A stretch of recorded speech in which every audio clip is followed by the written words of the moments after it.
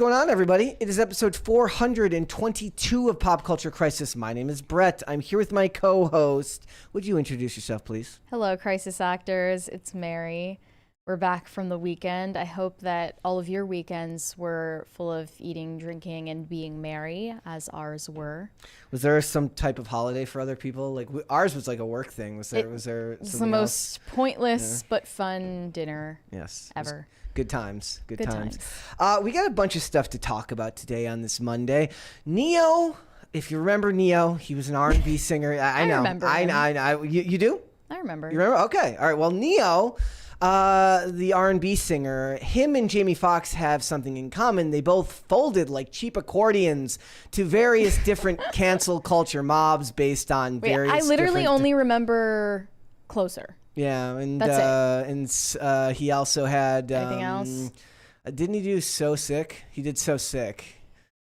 I'm not singing it. You're not going to sing it? I'm not going to sing it, no. He also wrote the song Irreplaceable for Beyonce. So to the left, that's where he's going, because being pushed to the left. Mm-hmm. Neo and Jamie Foxx have something in common. They have, in fact, folded like cheap accordions to various cancel culture mobs that have come for them for different topics. Jamie Foxx, because he made some comments that were being classified as anti-Semitic, and Neo because he said, you know what, maybe you shouldn't cut your child's dong off, and that's apparently crazy to people on Twitter. They're like, you are a bad person for not wanting your child to go through gender reassignment surgery. I'm being a little bit hyperbolic here, but he had some comments. We'll watch that clip, and then his apology is particularly embarrassing. It really.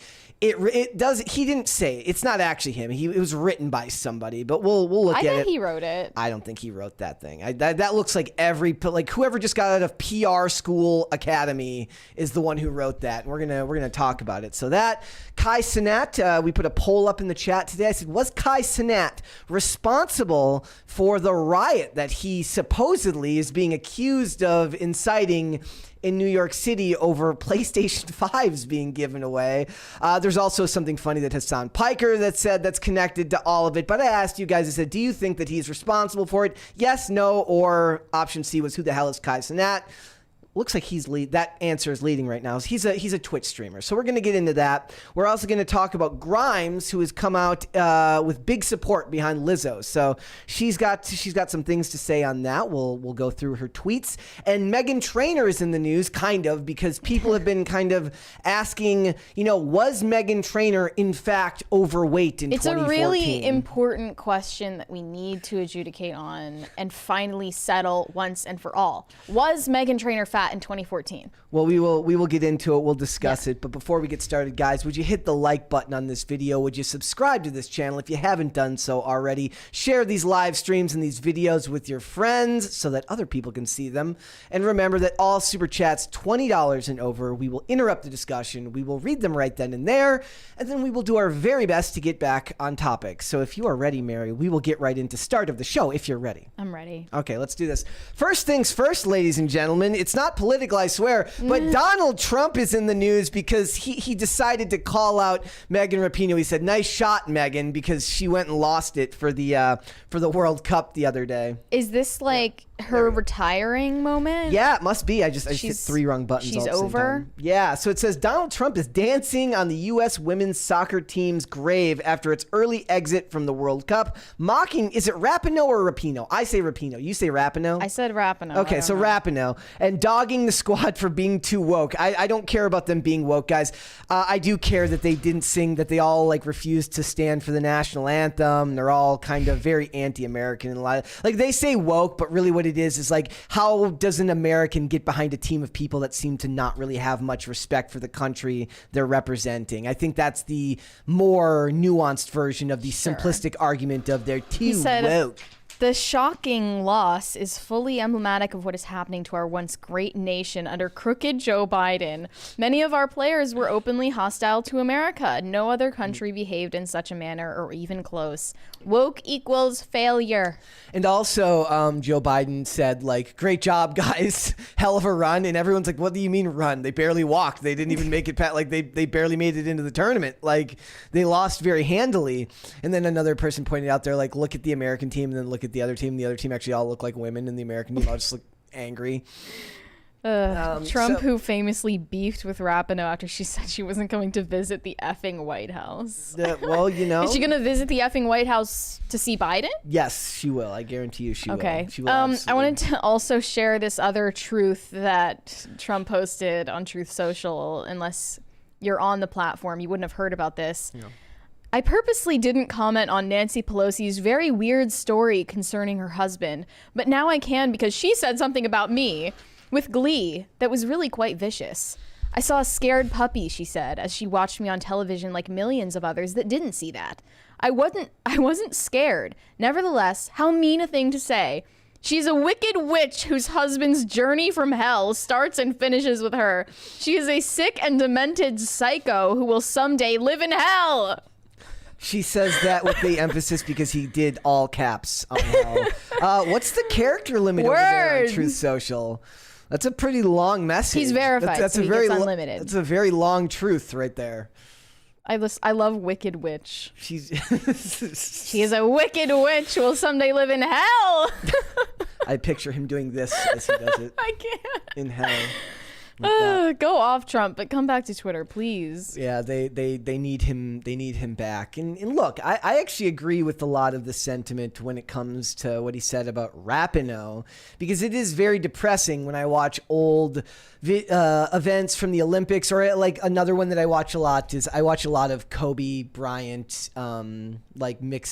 Kobe Bryant mixes on Instagram, and there's always a lot of clips of him when he played for Team USA and always seemed to be pretty proud to represent Team USA. And it's just what kind of world do we live in now where even somebody like me who's not the most look, I'm no fan of the U.S. government in any way, shape, or form, but I do believe in a proud citizenry, because you're supposed to have respect and pride for your neighbors, the people that you share space with. And you see athletes who are supposed to be try that in a small town. Yeah, well, if you will. Exactly. Try that in a small town, Meghan Rapinoe. She's like, see how far you make it down the road. Didn't she play soccer in a small town with 15-year-old boys and they all beat them? Do you remember that? I think so. Yeah, she tried that in a small town and she found out. And she lost. Yeah, she did. All right, we got a $20 super chat there from Disco Jensen. He said, U.S. women's soccer team kneel for the national anthem, whine about pay even though they are subsidized by the men's revenue and don't turn a profit, and lost to a team of 15-year-old high school boys in a publicity match. Yeah. I mean, they should have probably played against a team of girls, right? If they're supporting girls in sports. Well, the idea was that they played 15-year-old boys because they're all adults and they're supposed to be at similar skill levels, and the boys beat them very, very handily. It reminds me of my new favorite trend for the people who do the on the street interviews, especially the ones with sports players. They're like, it's like, how could you beat up, how many 8-year-olds would it take to beat you up? And they have to give a number or something like that. Or they ask a retired NBA player, how many points could you score now in a JV game? How many 8-year-olds would it take to beat you up? I think I could take 3. I think my favorite answer was depends on where they're from. If they're from the suburbs, this many. If they're from the city, this many. It depends. Have they had any caffeine? Have they been given juice boxes and have they been drinking Prime? Have they been drinking Prime, and have they been given any type of fruit snack? That would play into my answer. So I need more information, unfortunately. So all right, go off, Trump. We support this. All right, Elon Musk says that the fight is going to happen with Mark Zuckerberg, and it will be streamed live on X videos. They're going to be fighting at the Vegas Octagon. I guess this is confirmed. I resent that I'm expected to pog at this. Mm-hmm. Oh, yay, 2 people who are in charge of our big tech platforms are going to do a publicity stunt together, and I'm supposed to be excited about it. You're a girl. You're not. These platforms, which also mistreat us and our right to free speech, both of them, Yay. Wait, weren't you This just is so making exciting. an argument not for free speech last week? Shouldn't you be supporting this? You're like, yes, let these two titans of in the censorship. current paradigm, I am pro free speech. In the next paradigm, when we shift the paradigm to a Catholic theocracy, when I am in charge, okay. then we will be talking about free speech. Okay, fair enough. But for now, let me say what I want to say on X. And I don't really care about Facebook, but look, it's these two titans of censorship coming together. It's just like, you know what they should do? Elon is training with Lex Friedman. Sounds boring. That's so exciting. Anything with Lex Friedman is boring. So it sounds. Dane would love it to hear me say that. He even had to like pee on the parade. He said, "I think the world is served far better if they train martial arts, but not fight in the cage. But the most entertaining outcome, as Elon said, is most likely. I'm there for them no matter what." Who said? Wait, Elon said that, or Lex Friedman said even that. Even his answer's a wet rag. Even his answer's annoying and stupid. I don't care. So no, but for Musk, this is the type of like, is there anybody specific banned heavily on Facebook like that you can think of? I don't use Facebook. I know. Well, me neither. But like, I'm trying to think like maybe what we do is like if Elon wins, somebody on Facebook gets unbanned, and if if Elon wins, somebody on Facebook gets unbanned, and if Zuckerberg wins, he's got to unban Alex Jones off of. It's not going to be Twitter. Alex Jones. Elon Musk doesn't like Alex Jones either. No, that's what I'm saying. But if Elon loses, he has to unban Alex Jones. That's what I like. That'd be some stakes. I want that to happen. He has a similar move to Lizzo in fights called the Walrus, where he lies on top of his opponent and does nothing. That's perfect. That is. I mean, he's got a significant height and weight advantage on the alien. Rotund. He's not a King Henry VIII, but he definitely has significant weight class difference. What about like for this, is it the type of thing where Zuckerberg has to use his alien, like he'll finally has to call on like the alien training that he has. Like I'm sure there's something that he's got that the aliens have kept secret, whether it's some type of like his arm stretches like Stretch Armstrong and you can just shoot it out to hit him. Like I'm down for that. Like I do think it's a little annoying though. Like look, you don't want to you're like kind of, I think this is stupid, like everyone's making a bigger deal out of this. That's fine, but Lex Friedman trying to intellectualize that is really lame. They shouldn't fight in a cage. They should just train in martial arts for their own self-improvement. Oh, shut up, nerd. Shut up, you freaking nerd. Can you stop being a nerd for like 2 seconds, Lex Friedman? And let please? these people read it, please. Let these people read it. Let them read it. Let them read it.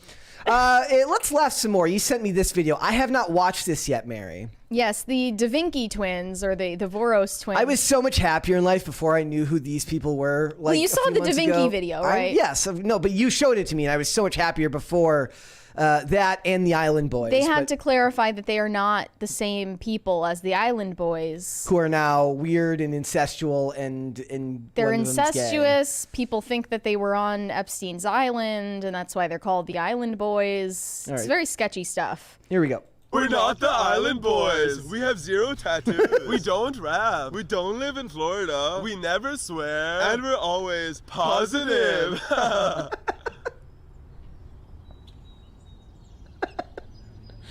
And we don't kiss each other. We're not the Island. Wait, who is the celebrity they met at a store and didn't know who the hell they were? The Da Vinci twins? Yeah. Oh, they met who was the guy that Was got it Mel Gibson?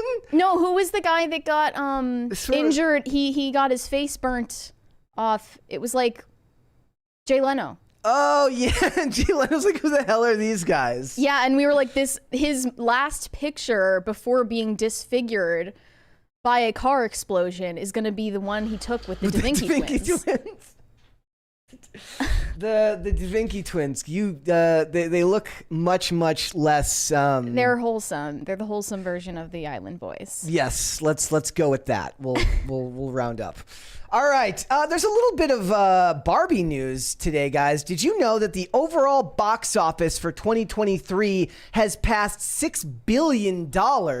Much of that being, of course, attributed to both Barbie and Super Mario Brothers. Barbie, which in itself just passed $1 billion in 3 weeks ladies and gentlemen. That is There pretty were a bunch crazy. of snarky tweets like the get woke, go broke crowd has Yeah. nothing to say suddenly. No, and the funny thing is, I did because I retweeted. There was a tweet that listed all of Greta Gerwig's films. Like the first one made like $47,000 or something like that. The second one made, and it just kind of went up. It was like a really normal trajectory. It was like 47 something thousand dollars.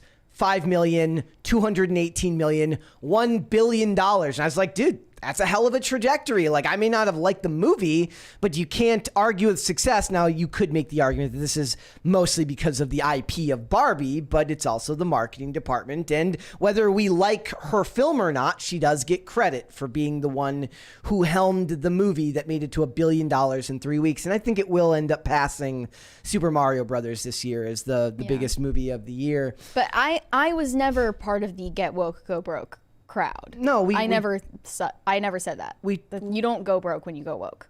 Not always. It's a fact. I mean, most of the time it's subsidized anyway, so it doesn't really matter. And it's it never matters. Even when if they these do franchises go don't make- broke from going woke, exactly, it doesn't matter because they'll get bailed out Yeah. every time. Yep. Also, guys, did you see that Barbie and Ken names are skyrocketing in searches after the movie? I love that Ken is not already a common name? I thought Ken was a pretty common name. I don't think so. But Barbie would just be anyone named Barbara. Okay. Right? But I mean, Kenneth. But there's Trisha Paytas's daughter, Malibu Barbie. She named her daughter Barbie before the movie, so she was really ahead of the trend. What do you think of celebrities who give their kids weird names? I was thinking about this earlier, actually, and I was like, is that just some weird, like, Hollywood humiliation ritual that you're, like, forced to name your kid something weird, like Apple Martin? Oh, people are mentioning Bud Light. Bud Light is a pretty good example of right now is hurting very, very badly because of the boycott going on. That's a But, rare exception, yeah, to be honest. Target weathered the The storm. rest of the boycotts don't last, and you can't. It's way easier to boycott an individual brand than a superstore like Target. Yeah. You're not going to succeed when you boycott like Amazon. No, very, very few people in that. And, you know, that just speaks to the importance or the benefits of what somebody like, what's his name, created, right? That whether you like it or not, you might hate Jeff Bezos, but at the end of the day, if you need that package in 2 days, you're going to be like, I'll swallow my pride and hate you from afar while getting my package in record time.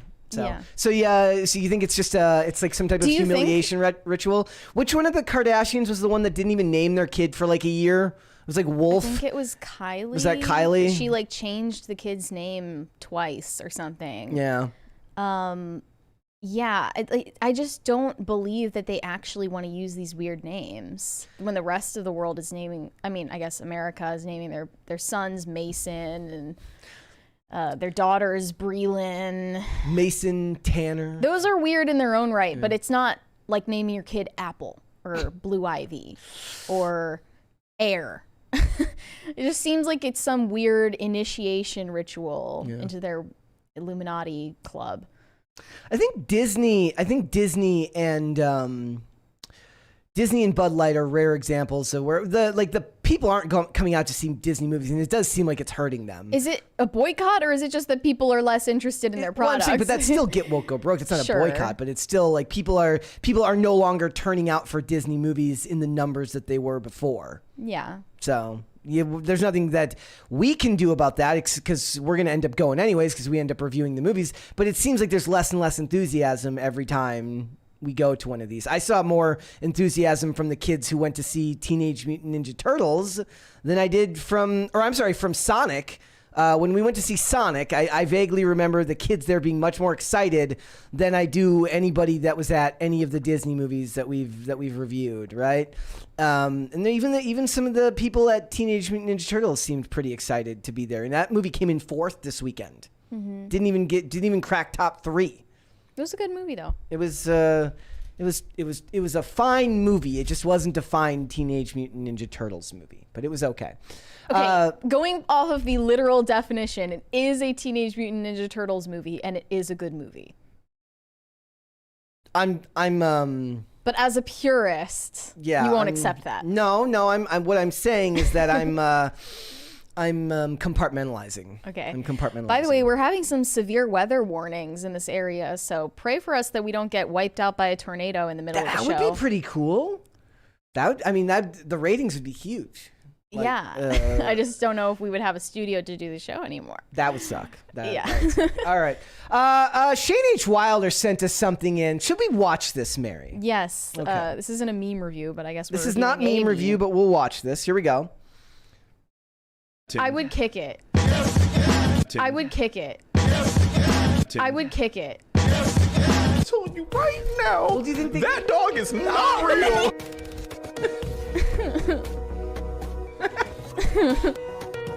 It's going through the IRL studio. Yeah. Holy crap. I didn't even notice that. I would kick that fake collie right into the sun. Yeah. Where it belongs. Yeah, like I didn't even end up posting the clip on Friday of the thing because it's like it just ended up not being a whole lot of fun because I'm like, I don't really care what they do, and you're like, they're stupid. Me accusing you of being a closet furry. It wasn't all that fun, so I left that one out. All right, guys. Oh, I thought Mary would love this. I sent her this one over the weekend. Lana Del Rey twerking on top of a table in her Waffle House uniform. Is there proof that this is actually her? I don't know if this is actually her. It definitely looks like her, but you're too far away to tell. Well, let's watch. I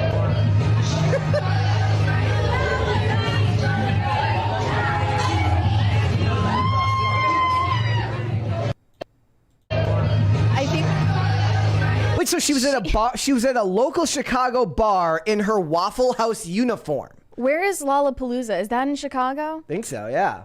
It adds up. Yeah. Well, why I don't is know. Are there Waffle Houses in Chicago? She's not in a Waffle House. She's at know, a but, local like, bar.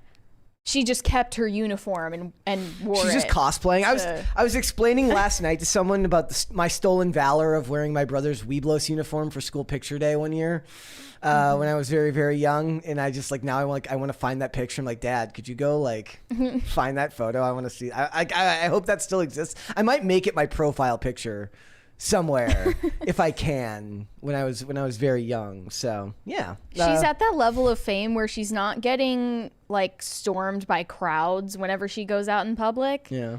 But whenever she does stunts like this, it shows up on the timeline.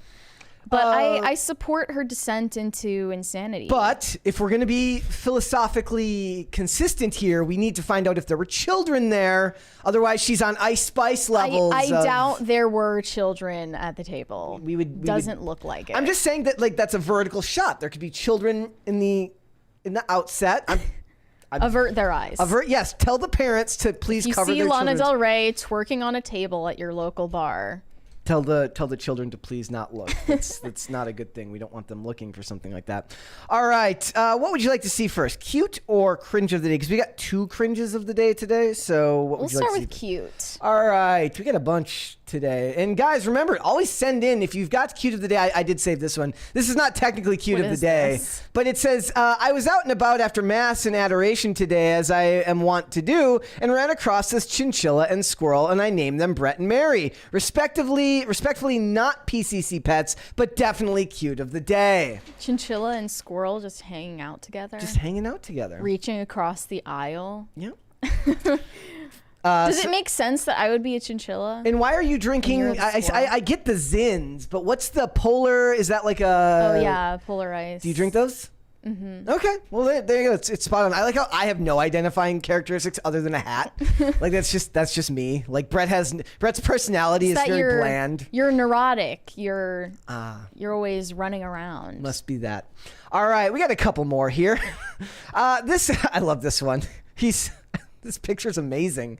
My little buddy, Sir Psycho Pete, he was going about to be put down as the shelter deemed him unadoptable. He was abused most of his life. I spent a few days with him in front of his cage, and he eventually started to trust me, and I was able to bring him home. This is the positive story we needed after Mary's tater tot story or whatever it was last week. I'm never gonna live that down. Look at that. What is his name again?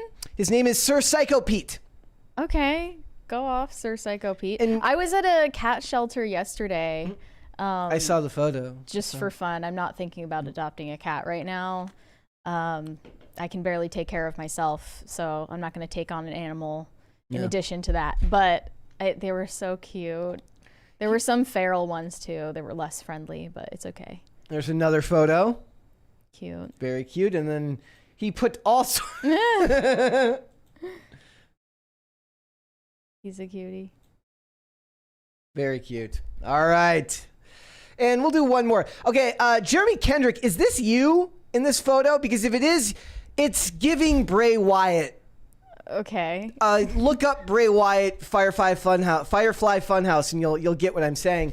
Some light ready on the weekend. I think he meant reading on the weekend. Next time, don't take my seat, a-hole. Also, book recommendations for the Monster Hunter International series. Couldn't put book 1 down. Just started book 2, Vendetta, today.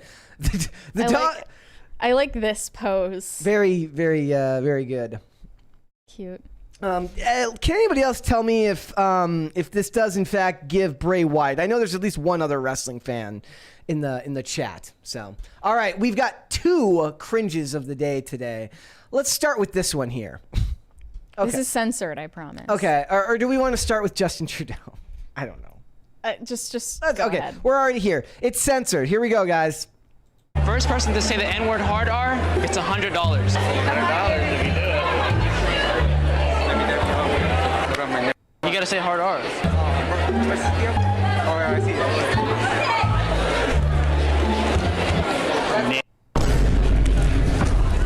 Ain't no way.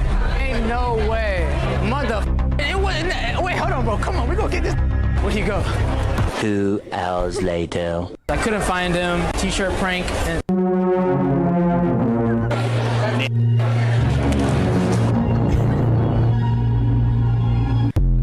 That's pretty amazing. I mean, it's got to be a setup, right? But it's really good. Maybe not. They're at an anime convention or something. I saw people in cosplay in the background. It could be real. But pretty bold of the other people to go in without a disguise on. Yeah. And then still not get the money. But you can't just do, like, you're holding a sign asking people to say the N-word and then you get mad at the guy for doing it? Well, that's the whole point. You right? chase him down? It's like when Kendrick Lamar or whoever invited the girl up on stage and set her up. Who else did that? It was someone else. I thought J. too. Cole did it as well, Cole. but I might be wrong about that. I think it might have just been Kendrick Lamar. But that was a setup from the beginning. Like, yeah. Yeah, absolutely. And then didn't we just see something recently about somebody who like sang a song? He's like, I've been Fousey Tube, was doing like a subathon stream. I think he's been doing a subathon stream where you just stream for like a month straight, which is psychotic.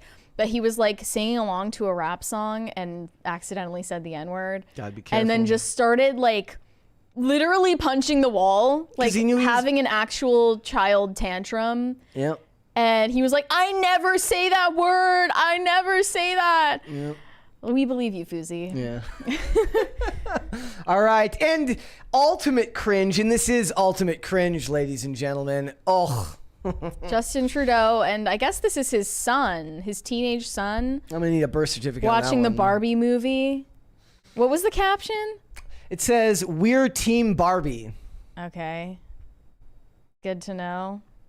Give your seat to someone. Give your seat to a female. There was probably a third seat for his wife that he's now getting divorced from. So maybe maybe that's what happened. Maybe they're splitting up because they saw Barbie. The green lines in this photo, by the way. Yeah. What's with this weird, awkward gap between them? He's like, I don't like you, Dad, and Dad's like, I don't like you either, son. Don't make me take this picture, Dad. Yeah. No, but maybe just because we just found out that, we covered last week thoroughly that couples are breaking up because of the Barbie movie. Maybe that's what happened. His maybe the wife whole saw family the Barbie saw it movie and she decided hated to it and he divorce loved him. it and she was like, I can't put up with this guy anymore. I think it's time to move on. It's just crazy because you would never see Trump going to like a normal movie theater and taking a selfie there. You don't think so? No. It'd be funny if you did. He just buys up the whole row. He can't go anywhere in public without people swarming him. Yeah. But nobody cares about Trudeau, so he can go on public transport and go to movie theaters and no one cares. Right here. Here we go. Friend of the chat, Bree, are you in the chat today? Bree, #1 comment says, I can see why Sophie left you at Justin Trudeau. Nice. Got him. Oh, and Ashley Sinclair says, delete this right now. All right. So let's get started then, shall we? There I am. I'm that guy. I'm the person from that. Did I send you that infographic? It says podcaster with the audacity to say, let's jump right into this 47 minutes into the podcast. We are technically 29 minutes into the podcast. Well, that's me. So, now that we're 29 minutes. Now that we're 29 minutes into the podcast, let's jump right into it, shall we, Mary? Yes. Jamie Foxx got in trouble over the weekend because he posted something on Instagram that was deemed problematic and anti-Semitic.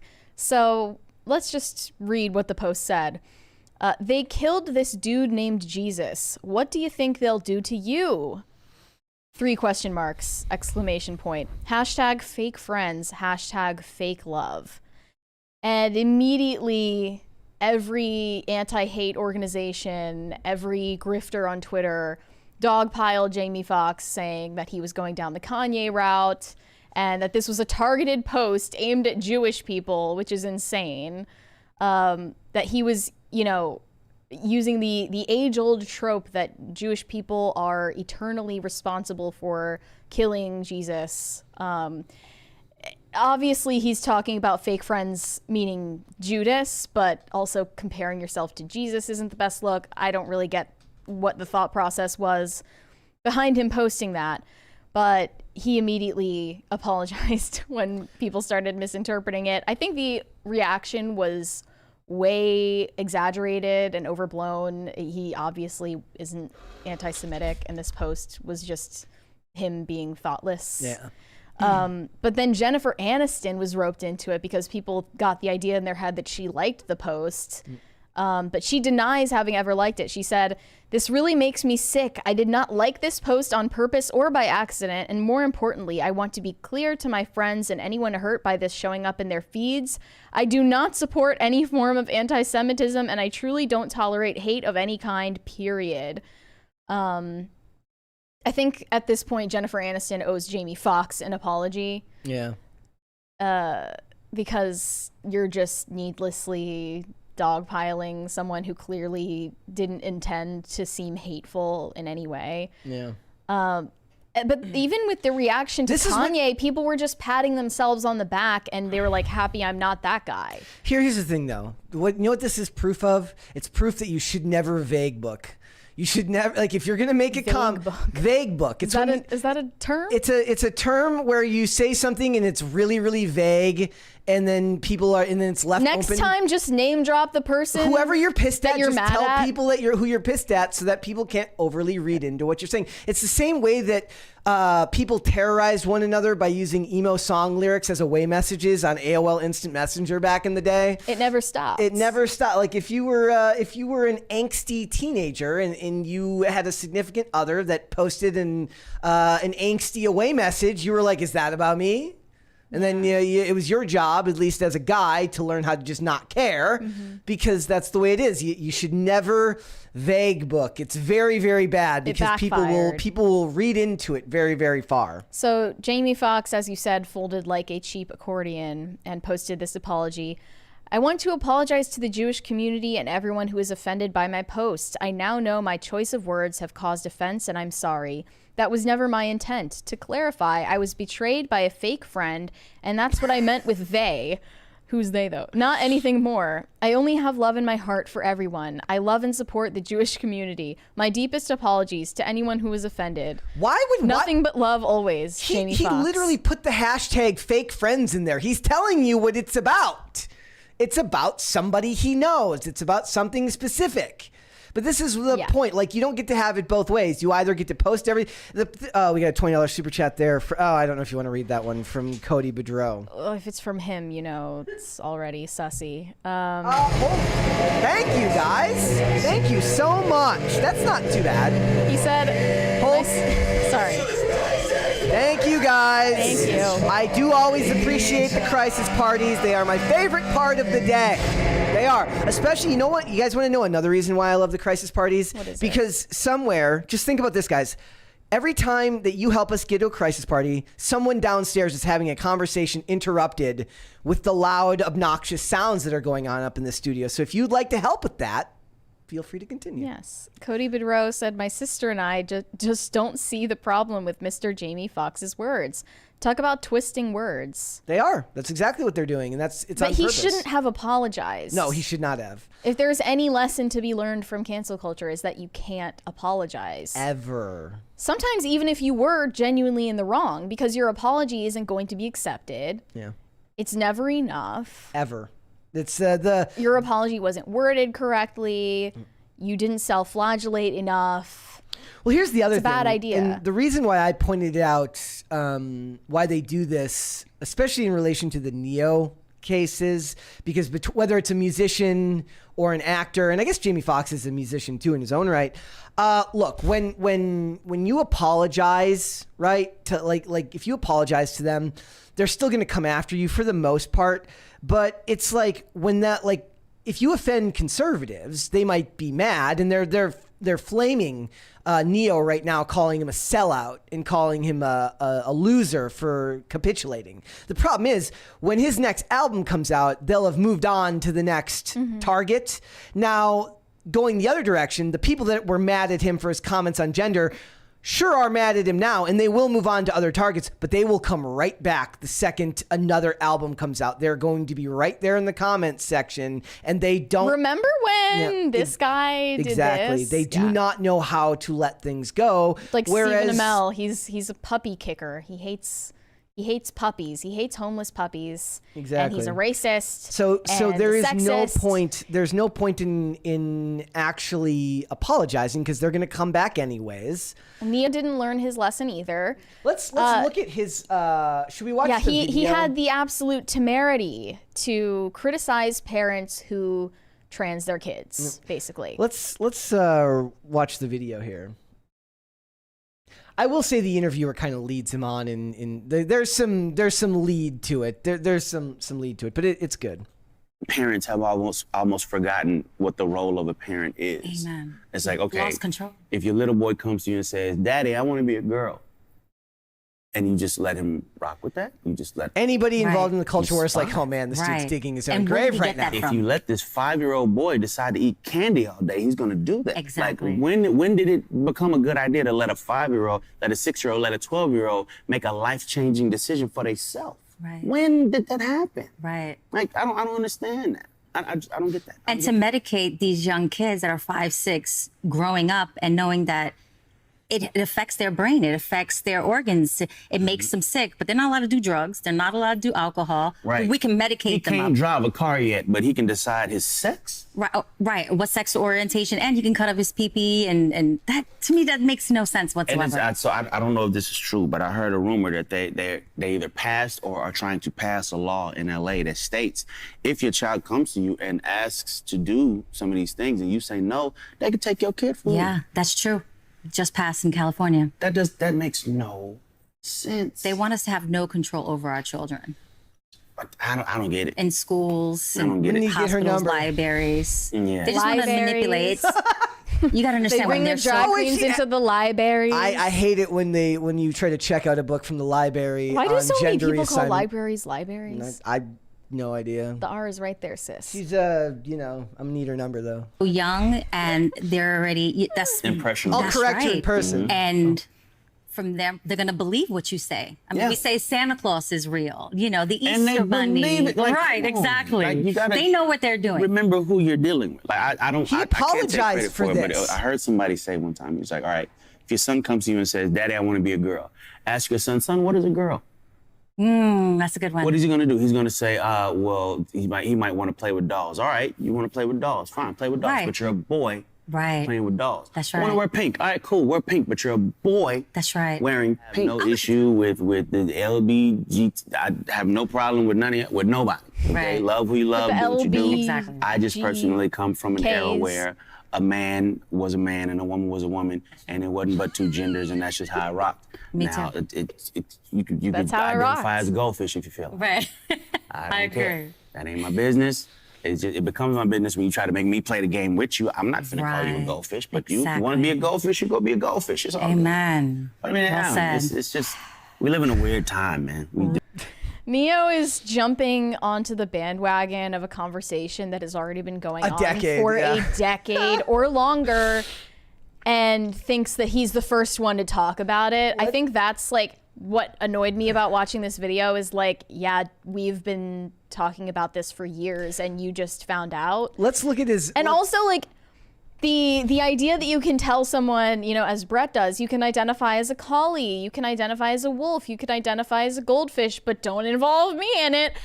It always involves everyone else. That's the point. It's about controlling your language and your perception of them. It's not about their self-expression that's contained in their privacy of their own home. It's always about involving other people in it. So starting off with, oh, if you identify as a goldfish, I accept you, that's fine. That's how you end up in this mess. So I just thought that was like an extremely boilerplate take on Let's look at his all apology. of this gender nonsense. So yeah, he broke down and decided to apologize after he got hate. He said, first and foremost, I condemn no one. Who am I to condemn anybody? Your life, your kids, your choice. I was asked a question and I answered it. My opinion is mine. I'm not asking anybody to agree with me, nor am I telling you what you can and cannot do with your children. I stated my opinion on a matter and that's that. Why should I care if my opinion upsets you when you don't care if yours upsets anyone? Opinions aren't special. We all have one. People voice them regularly, whether they're asked or not. I was actually asked mine. Agreeing to disagree is not a declaration of war. Y'all do whatever the hell y'all want to, but my feelings on the matter are mine. Same way, yours are yours. Meanwhile, I love everybody. Don't agree with some of y'all's values. That's not the apology. This is the apology, and this is the groveling. And this, okay. This looks like He ChatGPT started out with wrote like, it. you look, if you want to trans your kids, that's none of my business. That's your choice. And then he just fully decided Says, to apologize. After much reflection, I'd like to express my deepest apologies to anyone that I may have hurt with my comments on parenting and gender identity. I've always been an advocate for love and inclusivity in the LGBTQIA plus community, so I understand how did my not write this. So ChatGPT wrote this. So I understand how my comments could have been misinterpreted as insensitive and offensive. Gender identity is nuanced, and I can honestly admit that I plan to better educate myself on the topic. It's you have to say it in like a robot voice, so I can approach future conversations with more empathy. At the end of the day, I lead with love and support everyone's freedom and expression and pursuit of happiness. And then the song "Pursuit of Happiness" kicks in. Sometimes when a mother has Munchausen's by proxy, her pursuit of happiness is poisoning and killing her child. So there's a little bit of a contradiction there with the child's pursuit of happiness and freedom of expression, right? But I don't believe for a second that Neo wrote that apology. No, I You think could- a PR person wrote that apology. You could definitely get ChatGPT to write your apologies for you these days. You don't need a PR agency to do it for you. Somebody should make like It their all sounds the own- same. Somebody should make their own like separate program. It's just called like Sorry GPT, and it's just like where celebrities go to write their apologies after they've offended someone. It's all the same. They're off a script. And it didn't take very long for this to break People down. can't take a stand and stick to it on anything these days. And this is like the issue that shouldn't be controversial at all. Mm-hmm. It's like one of the easiest takes to say in public now. Well, about also gender. he could have taken the Chris Brown route and just not said anything about it, and nobody would have remembered. Other than like, you know, is he like I guess maybe to the contrary of what I said earlier was like, look, the same people will come back every time that he's releasing a new album, but at the same time, is Neo really But important everyone's enough still playing him on the radio, streaming his music, etc.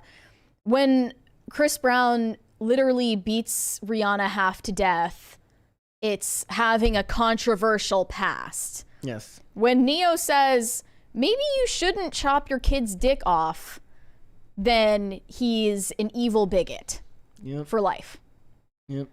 And apologizing got him nowhere. No, and like I said, is gonna follow the you. same people will then, because all you've done is admit wrongdoing. So now it'll be all future articles will be written as self-described bigot or self-admitted bigot. Neo said this when he released his new album. It's also very schizophrenic because most people in the country believe this. Most people in the country would agree with what was said in that video. Not that I think it was necessarily all coherent. I don't. And also, most of the black community believes this. Like, they are definitely way more socially conservative than other groups.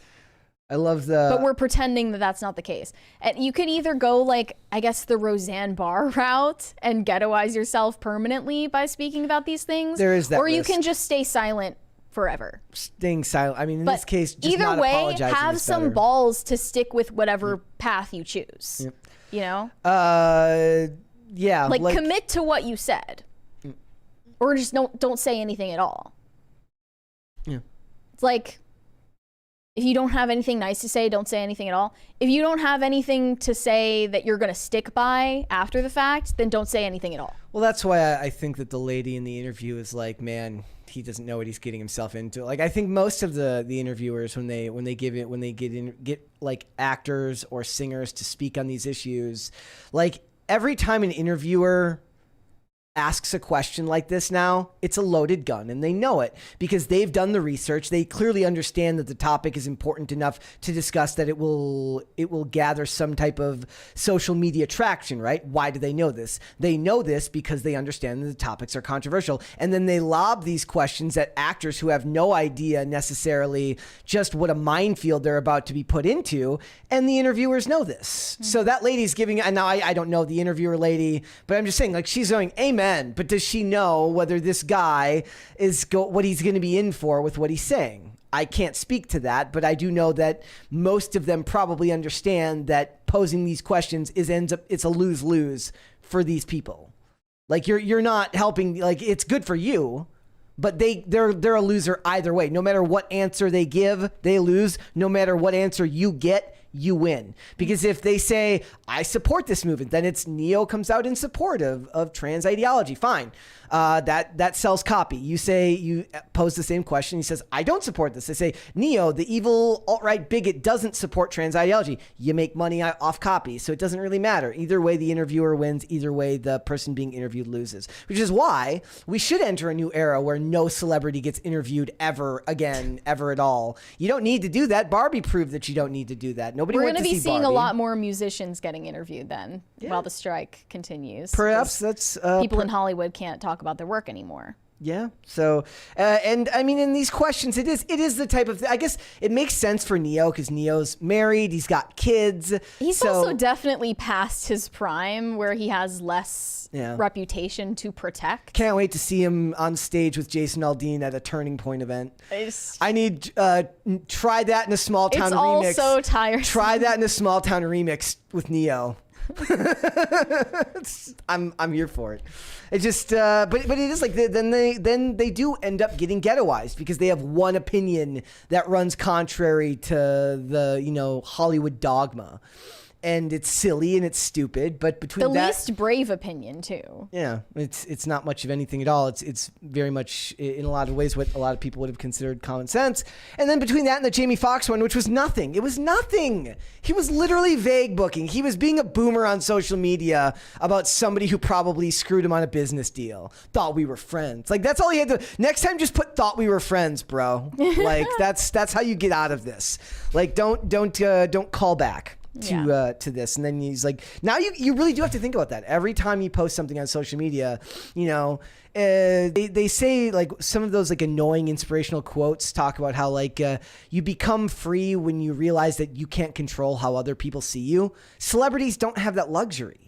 They have to be concerned with how other people see them. So he has to worry about how his annoying, petulant post about somebody cutting him off or making a mistake with his friendship is going to be perceived by weirdos on social media who look too much into this stuff. Yeah. So it's silly, but what can you do? It's a weird comeback from his health crisis. Well, then Yeah, right. The headlines. That's what he should have said. He should be like, sorry, guys. It was the traumatic brain injury. TBI, still getting healthy again. Or even Zachary Levi made comments recently about how he thinks that the restrictions in place in the writer's strike are stupid. Luckily, he's kind of already like soft canceled all the time, so it made less of an impact. Soft canceled. I like that. Yeah, like that made less of an impact than the Stephen Amell one, because they're like he's already an alt-right bigot because he made a movie about Kurt Warner. So I guess we don't really care that Zachary Levi said this stuff, but you know, you got to be very careful. I really do believe that part of this is like, look, 20, 30 years ago, you never had to worry about how you were perceived, and you didn't have to live as if you were constantly on some type of press tour. And now everybody has to pretend as if, like, the best way you can look at social media, look at everything you post on social media the way that interview happened. So every time you're going to make a post, don't think of it as you just spouting something to the world. Think of it as an interviewer posing a question to you, and then that question being taken out of context and then reposted to the world. Everybody has to live that way now. Nobody had to worry about that before, because 30 years ago, nobody gave a crap what Joe Schmo 32 Electric Boogaloo had to say about anything.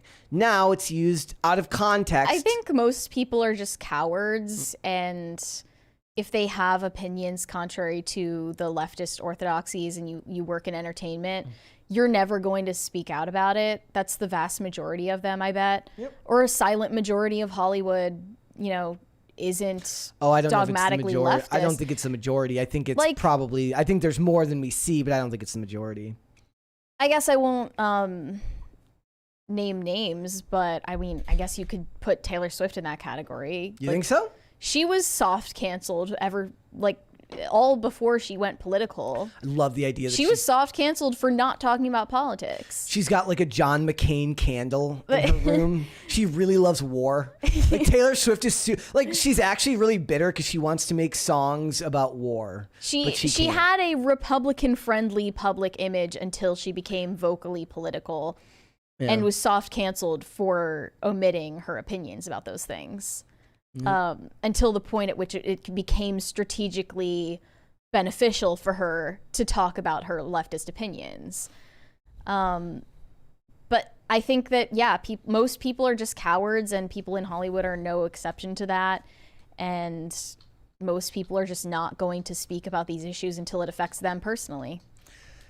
I think, I think that's true. And also a lot of people, they're conflict averse, right? They don't want to have to deal with it. And maybe, but at least like in a sane society, you could count on the men who aren't conflict averse to stand up for these things, especially fathers. And not just that though, but also like having these opinions shouldn't be the big deal that they are, right? So back in the day, you could have had a healthy debate about these isissues, and that would have been fine. Both sides. This issue didn't exist. But any issue that they have, that's I don't care if you want to talk about the housing crisis or the homeless crisis or whatever. Like, there's a lot of issues now where you're labeled a certain way because you're not allowed to have that discussion in Hollywood because people automatically label you and put you down a pipeline to some group that you never had any. It's like he said on Friday. It's like they say one thing that's not nuts, and people on the right are like, I always knew that guy. I always liked the cut of that guy's jib. He's a nice guy. And they're like, no, he's probably disagrees with you on 90% of the stuff you say, but he has one issue you agree with him on, and then suddenly you evangelize him, and that's stupid. Carve his face into a mountain. Exactly. Why don't you? All right, let's go to Super Chats. Corey Anderson said, I don't know if I want to read this. Do you want to read it, Brett? I just feel like it's probably euphemism. Corey Anderson says, Mary, I hope you read all of that. It was worth it. He wants you to read it. I don't care if you want me to read it. I'm not going to. Sorry. Grin said, on PCC episode 370 with Gothics, you were struggling to think of the word alchemist, Brett. Yeah. That is all. Pushes up glasses. P.S. Day 3 of MABGA. You know what it means, folks. Yeah, make American bullying great again. I think somebody corrected me later on in the podcast when I couldn't think of the term alchemist. And I couldn't think of alchemist or alchemy that day. James Orenthal Wen said, Neo sang the hook for Biden's love song, Be On You. Okay. Corey Anderson. Let's do one more. I'm not going to read that one either. Sorry. Shane H. Wilder said, Grimes has big support behind Lizzo. I see what you did there, Brett, and I approve. Well, I'm petty sometimes too. All right, let's hold off on the rest and we will come back. I asked the chat, I said, help us annoy the people downstairs with the second crisis party. That would be nice. Though maybe we're learning the outer limits of what Mary will effectively be willing to You should have read on learned that air. by now, Yeah. honestly. All right, let's go. What do we got to talk about Kai Cenat, Mary? Kai Cenat, if you didn't know, is a famous Twitch streamer. He has almost 20 million followers across platforms, and he's only 21 years old. I was surprised to find that out. And he's famous for doing one of these subathons where you stream for like weeks or months straight.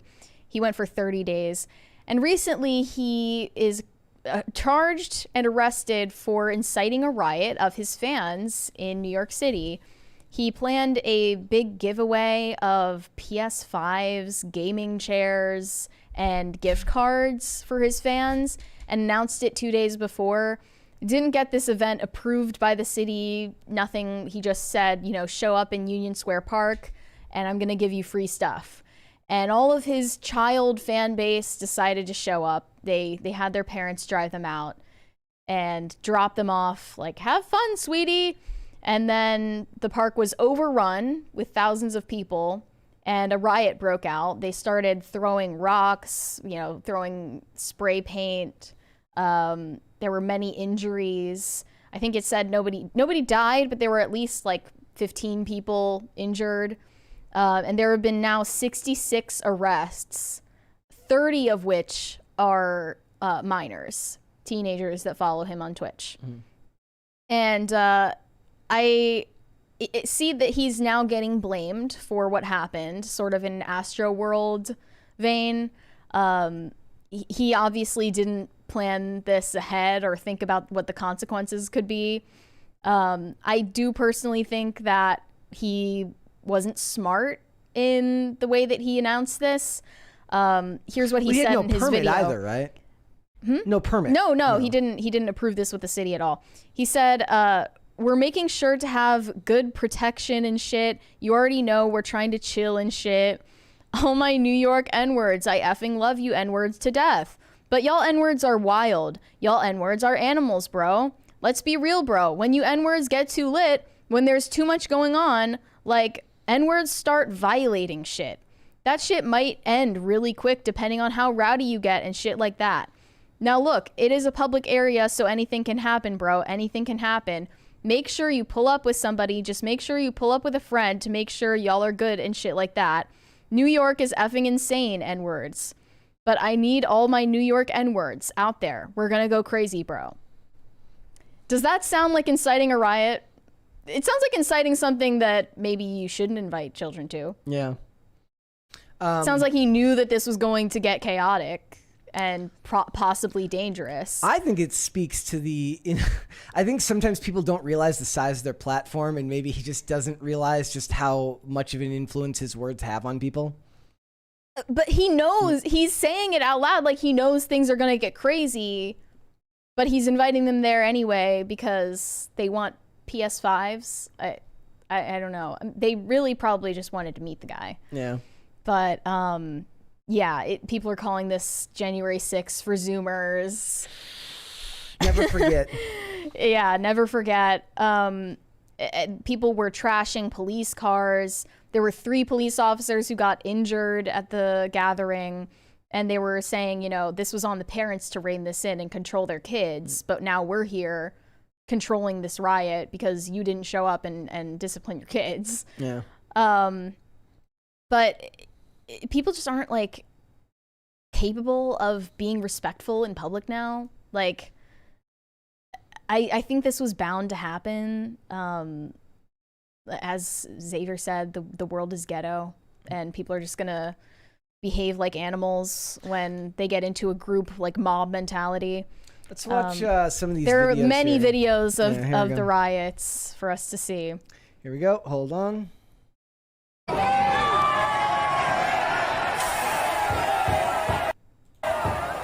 Like, look at this kid with the red shirt. He's like 11.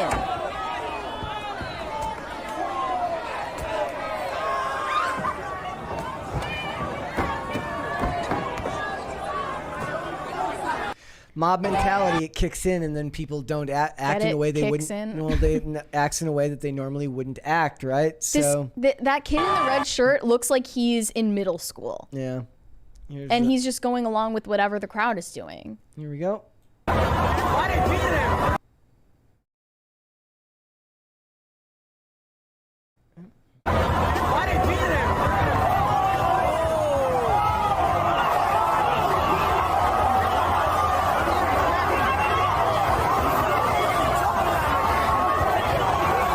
Crazy.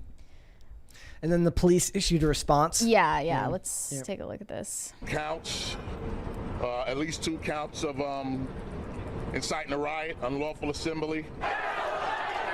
Twitch streamer Cenat facing multiple charges after a video game giveaway led thousands of people to overrun Union Square Park in Manhattan earlier today. If you refuse to leave, you will be arrested for unlawful assembly. The NYPD issuing a level 4 mobilization, the highest level. As many as 8,000 NYPD officers responding, some in riot gear, struggling to control the crowd. I had thousands of kids out there. I needed thousands of parents out there, all right? Yeah. But when it gets to the point where they're disorderly, we want the parents to come and take control and let us take a step back. $100 gift cards all here. Twitch streamer Cenat posting on the live streaming service and announcing to his 20 million social media followers he would be giving away PlayStation 5 gaming systems, gift cards, and more at Union Square. But instead, chaos ensued after the post went viral. People have been throwing things at each other as well as at police in this isn't Cenat's fault. This is the kids are acting like idiots. I think it's partially his fault. Kids are acting like idiots. As he was mobbed by fans. An SUV spotted speeding away with multiple people hanging on. The Twitch star possibly inside. Oh, and then someone fell off. You know, New York City is a crowded place. There's a lot of people. You never know what could happen. And today it just got completely out of control. Fireworks set off in the crowd resulted in smoke and noise. But police say Yeah. Like, it's funny because a lot of people in our chat are like, I have no idea who this guy is. It speaks to just how many famous people there are in the world that this dude has 20 million people are saying, subscribers. Like, this is like Michael Jackson level fame, but like played up, multiplied many times, that he was able to do this in just like 48 hours. They showed up, and they were able to show up because their children have nothing else better to do in the summer. So the video of him getting arrested was posted, and he was charged with rioting, inciting his fans to riot, and unlawful assembly. And also, he's going to be expected to show up in court at a later date for this. There's a $20 one there from Cody Boudreau. I don't know if you want to read it. I think it's fine. Okay. He said, my sister and I believe he should be charged. He should have applied for a permit. A permit would have helped keep things under control. Well, it's stupid. Like, he didn't even have like private security there to like make sure these kids weren't trampled. There's definitely an argument that people make, like, do you even need, like, should you even require the government's permission to gather, to peacefully gather? This was not obviously a peaceful gathering, but like, well, it was just supposed to be a meet and greet. Would applying for a permit limit his liability in a situation like this, if he has any liability at all, right? At the end of the day, kids still chose of their own volition to act in a way that was unlawful, and that's something punishable by crime. It's a problem of population density, right? That there's just that many people living on top of one another in one city, and things like this happen. Yes. Like, I'm trying to picture this happening in a Nebraska cornfield, and I'm just not seeing the same amount of damage happening. If the same people were there and it was more or all spread out, I just don't see that happening in the same place. So they were literally piling on top of the car that was driving Cenat out of the city and risking their lives to do this. Yeah. And then there was also a video of Cenat going up to one of his fans who was like visibly a child that said he couldn't breathe. Let's look at that video next. Okay. Did she take medication? I don't know her. Okay, take medication. Cut up, brief me. I know. I just wanted to see you. I just wanted to see you.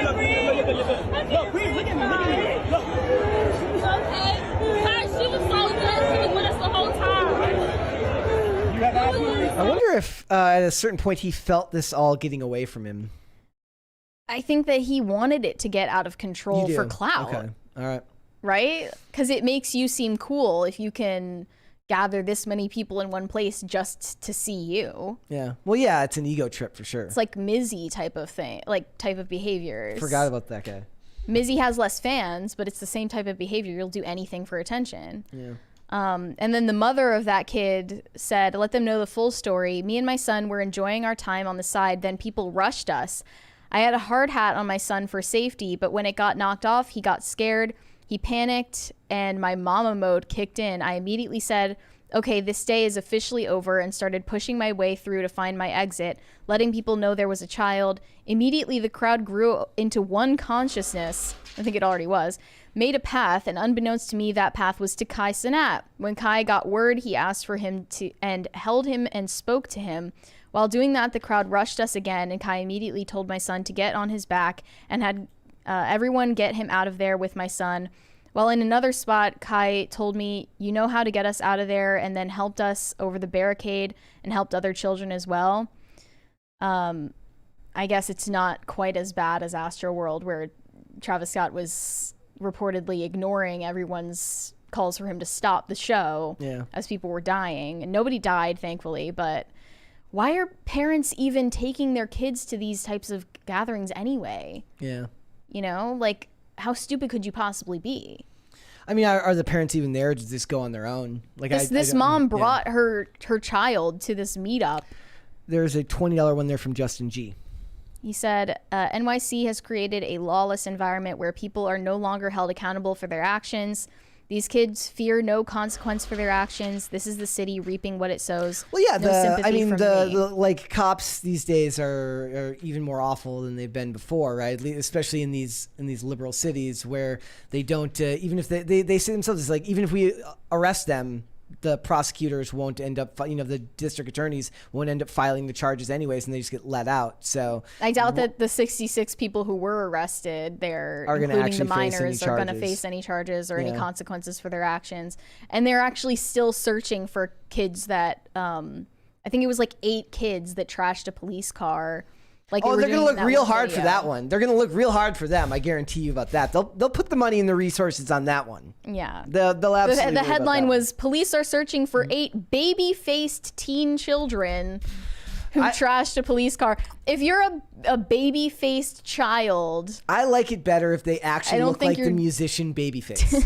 It's way cooler if they actually all just look like the musician Babyface. That would be cool.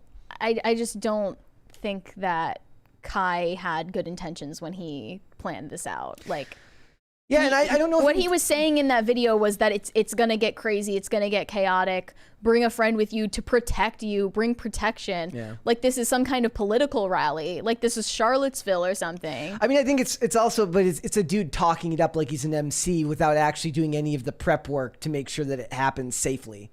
Mm-hmm. Right? Like he's not doing, it's like people say that type of stuff about events all the time. It's going to be crazy, but they actually say it's going to be crazy when there's actually going to be security there and people to make sure that, people aren't hurt, people don't have their property destroyed or things like this happen.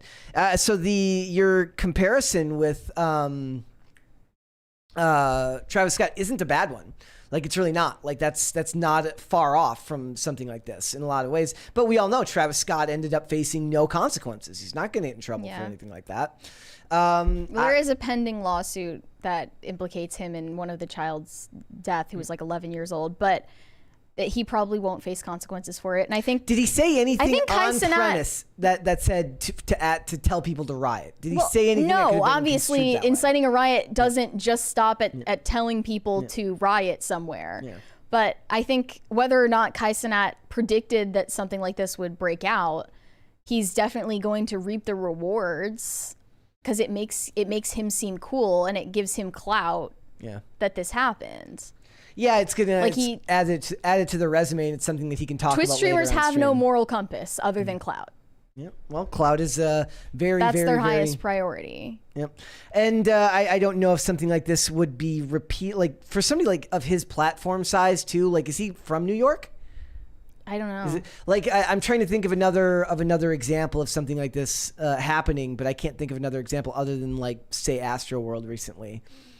of something like this happening. But it does show the power and the size of a lot of these streamers that people kind of they underestimate, right? Like I said, we have 46% say that they've never even heard of him, and he's got 20 million subscribers and pulled that off. And had something of that size happen.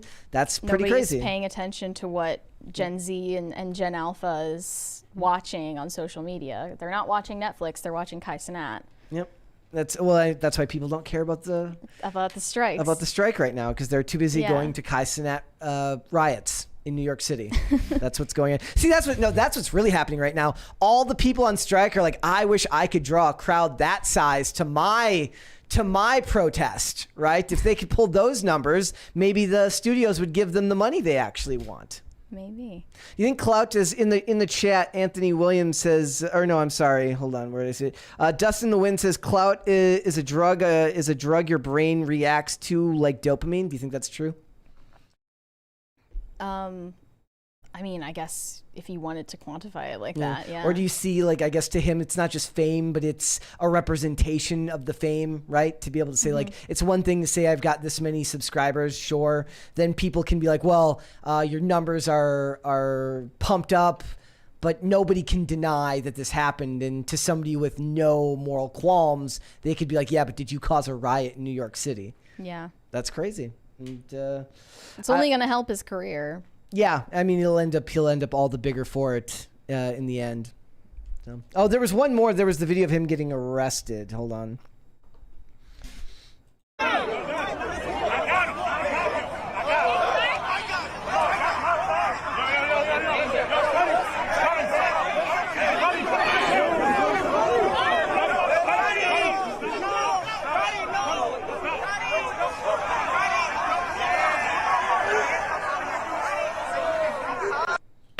Yeah. Who's this random investment broker in a suit in the middle of the crowd? Just hanging out. All right. Do you think? Don't free Cenat. Let's not. I think he's to blame for this. You think? Do you think? Okay. Then, do you think he'll end up facing charges? Like actually? Do you think Do you think they'll end up prosecuting him on anything? No. All right. Let's go to Super Chats. Corey Anderson said, "Now Rex, he was Texan out of New Orleans and traveled with the carnival shows. He ran bumper cars, sucked cheap cigars, and candied up his nose." I don't know where you're going with this. Is this like really important to you? The other thing he said earlier, he said they were Primus lyrics. I didn't listen to Primus, so. Yeah, Corey Anderson also sent 3 other ones, but I'm not going to read them. There's 4 other ones. Why are you wasting all of your money knowing that I'm not going to read it?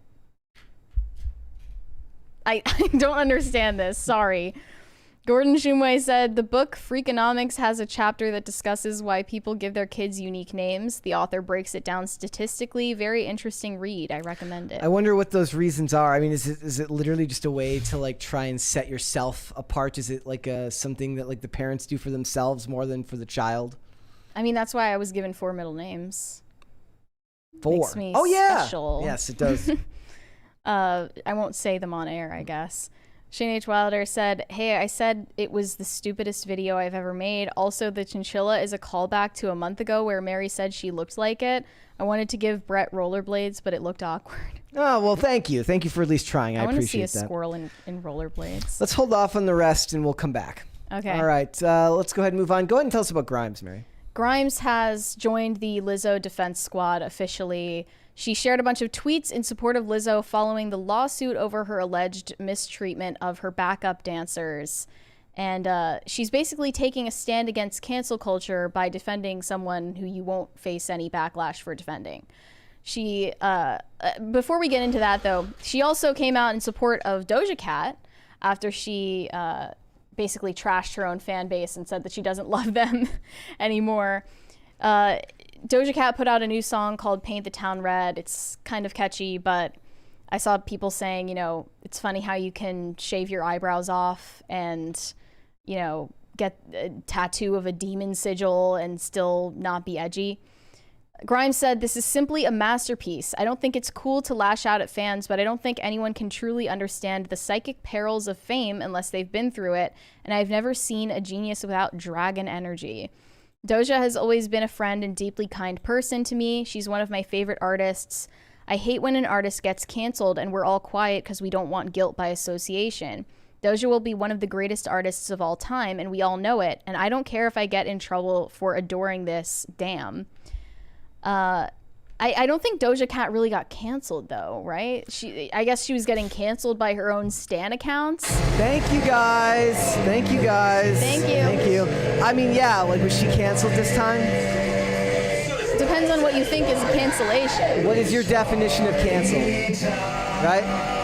Like, I don't know what your definition of canceled is, but it seemed like more like she was just getting in a back and forth with her own fans. Yeah, was she invited upon herself? Yeah, that's not I don't think the same that thing. celebrities can get canceled. Celebrities can't get canceled because they're anti-fragile. Yeah. They have a platform that can't really be taken away from them. Kanye being the exception, not the rule. I think ordinary people can get canceled when the stakes are higher for them. Yeah. They can lose their jobs. They can get expelled from their schools. They can be a Google search away, and all that comes up about them is what they were canceled for. Whereas with rage that's directed at someone like Doja Cat or Lizzo, it's a flash in the pan. It can go away for them. They also have enough money where they could retire if they wanted to. What about Gina Ordinary Carano? people can get canceled. I mean, I guess you could say, you know, some celebrities on the outskirts of the industry, they can get canceled or soft canceled in a way. Yeah. In a certain sense, but it doesn't mean they're not going to get work again. You can choose to ghettoize yourself by going public about certain beliefs you have that are controversial.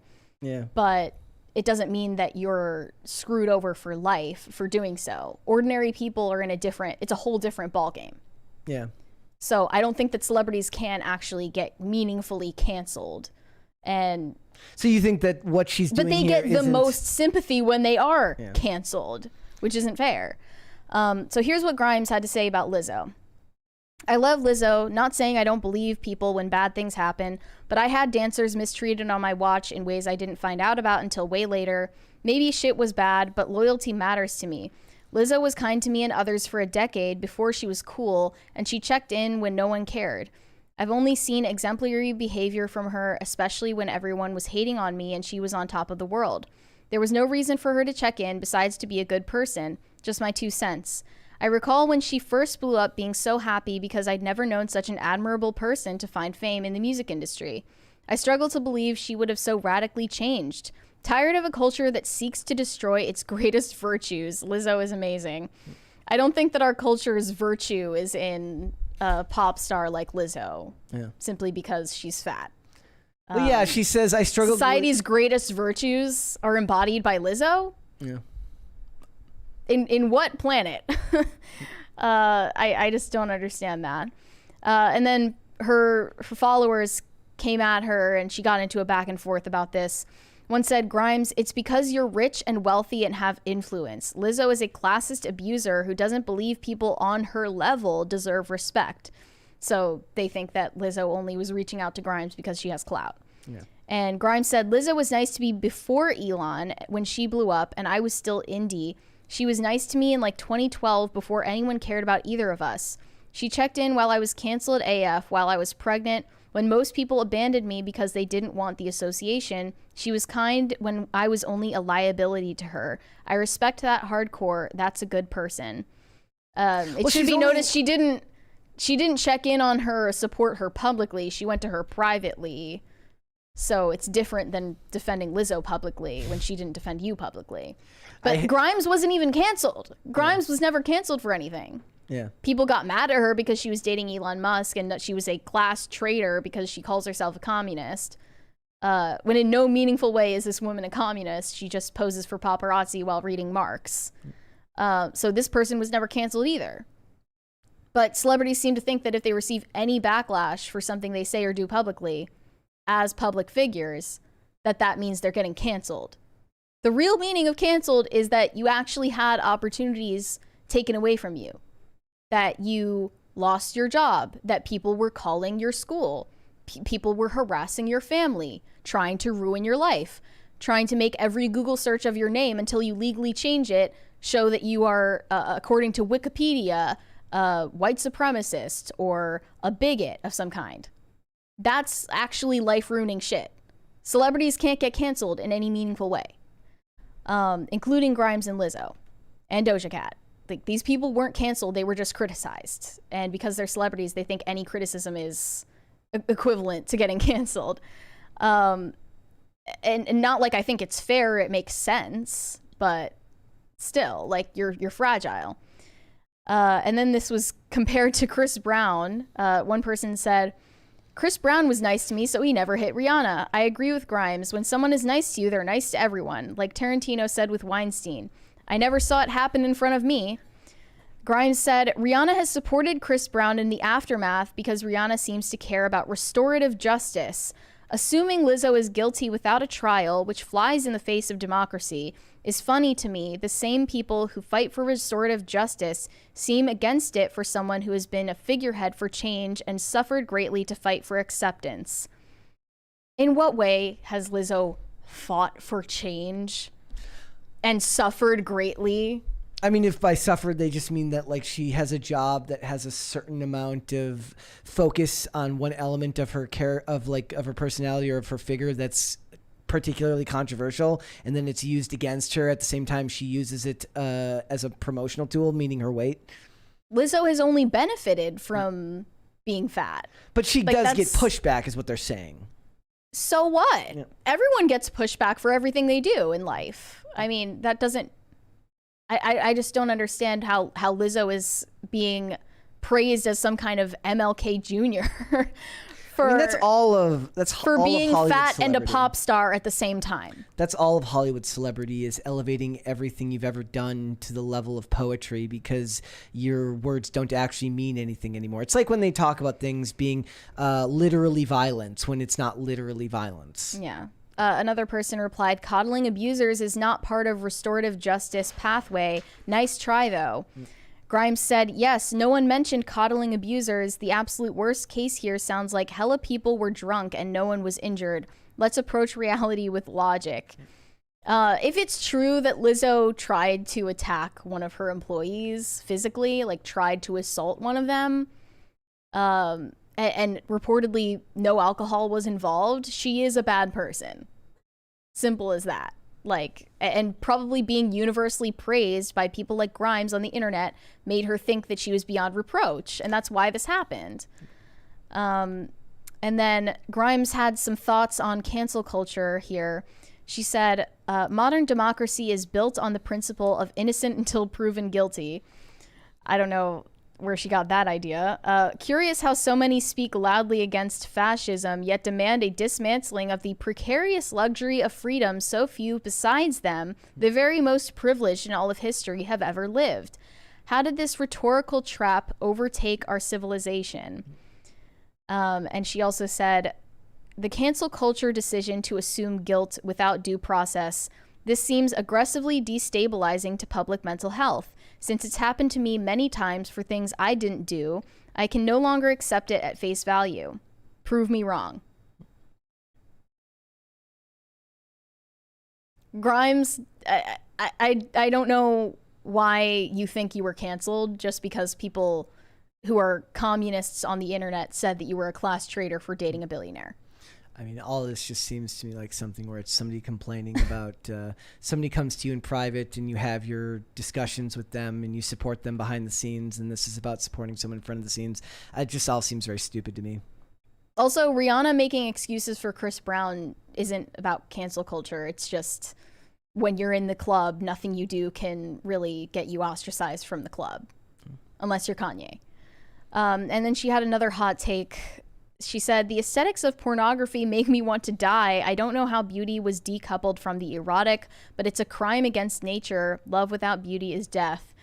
I think she was trying to prod Elon Musk into banning pornography from Twitter, which is unlikely to happen, but I support that take. The rest of this was just idiocy. Pure idiocy. And Grimes also seems to think that she's a political philosopher because she reads Marx. Cringe. That's all I'll say. I mean, it's her support for somebody that she at the end of the day, all you really have to say is like, look, people have their biases. I know this person. I'm taking this person's side because I choose to trust my friend's word over that of the public. Right. It's like what Shoe on Head said. Like, if my friends have bad takes, I'm going to be on their side because they're my friend. Yeah, that's all she really had to say. So if you want to just have loyalty to people who were nice to you, you can just come out and say that. I mean, but that's not really how you. I don't know how you phrase that without it just being like a weird insertion. Just don't talk about it at all. But I don't know. I mean, no one was begging been... for Grimes to give her take on Lizzo anyway. Yeah, I mean, I wouldn't have thought of Grimes much in this situation either. But at the end of the day, I don't know if this is the type of thing where it really matters, because Grimes' take on it isn't gonna be the one that people remember. What people are gonna remember is whether first of all, Beyonce addressed this and put her name back in the song that she would always reference. So she's already kind of back in the good graces of the public. And back quickly, huh? And at the end of the day, celebrities being awful to people isn't something shocking or new. This is par for the course when it comes to celebrity culture.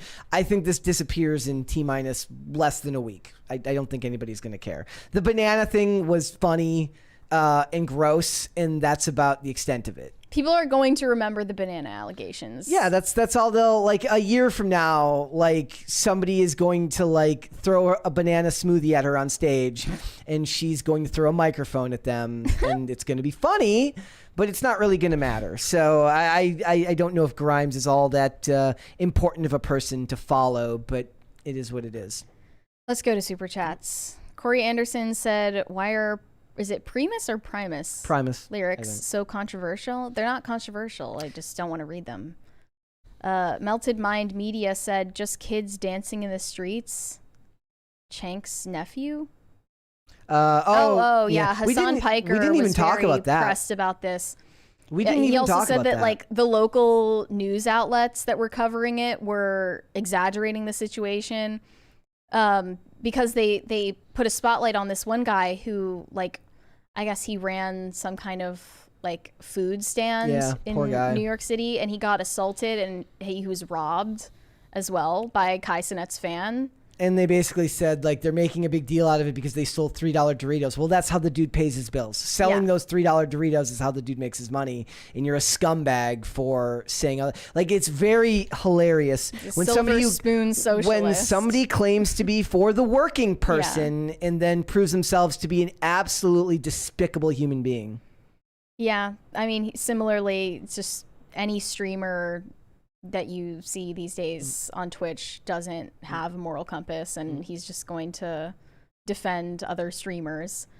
Grin said, do you guys think there's just a way to wash away the ghetto mentality? No. Yeah, I don't know, man. It's just disappointing and sad, in my opinion. I mean, that whole situation was just sad because it just feels like something that was being egged on by somebody looking for fame to me, or looking to expand his profile.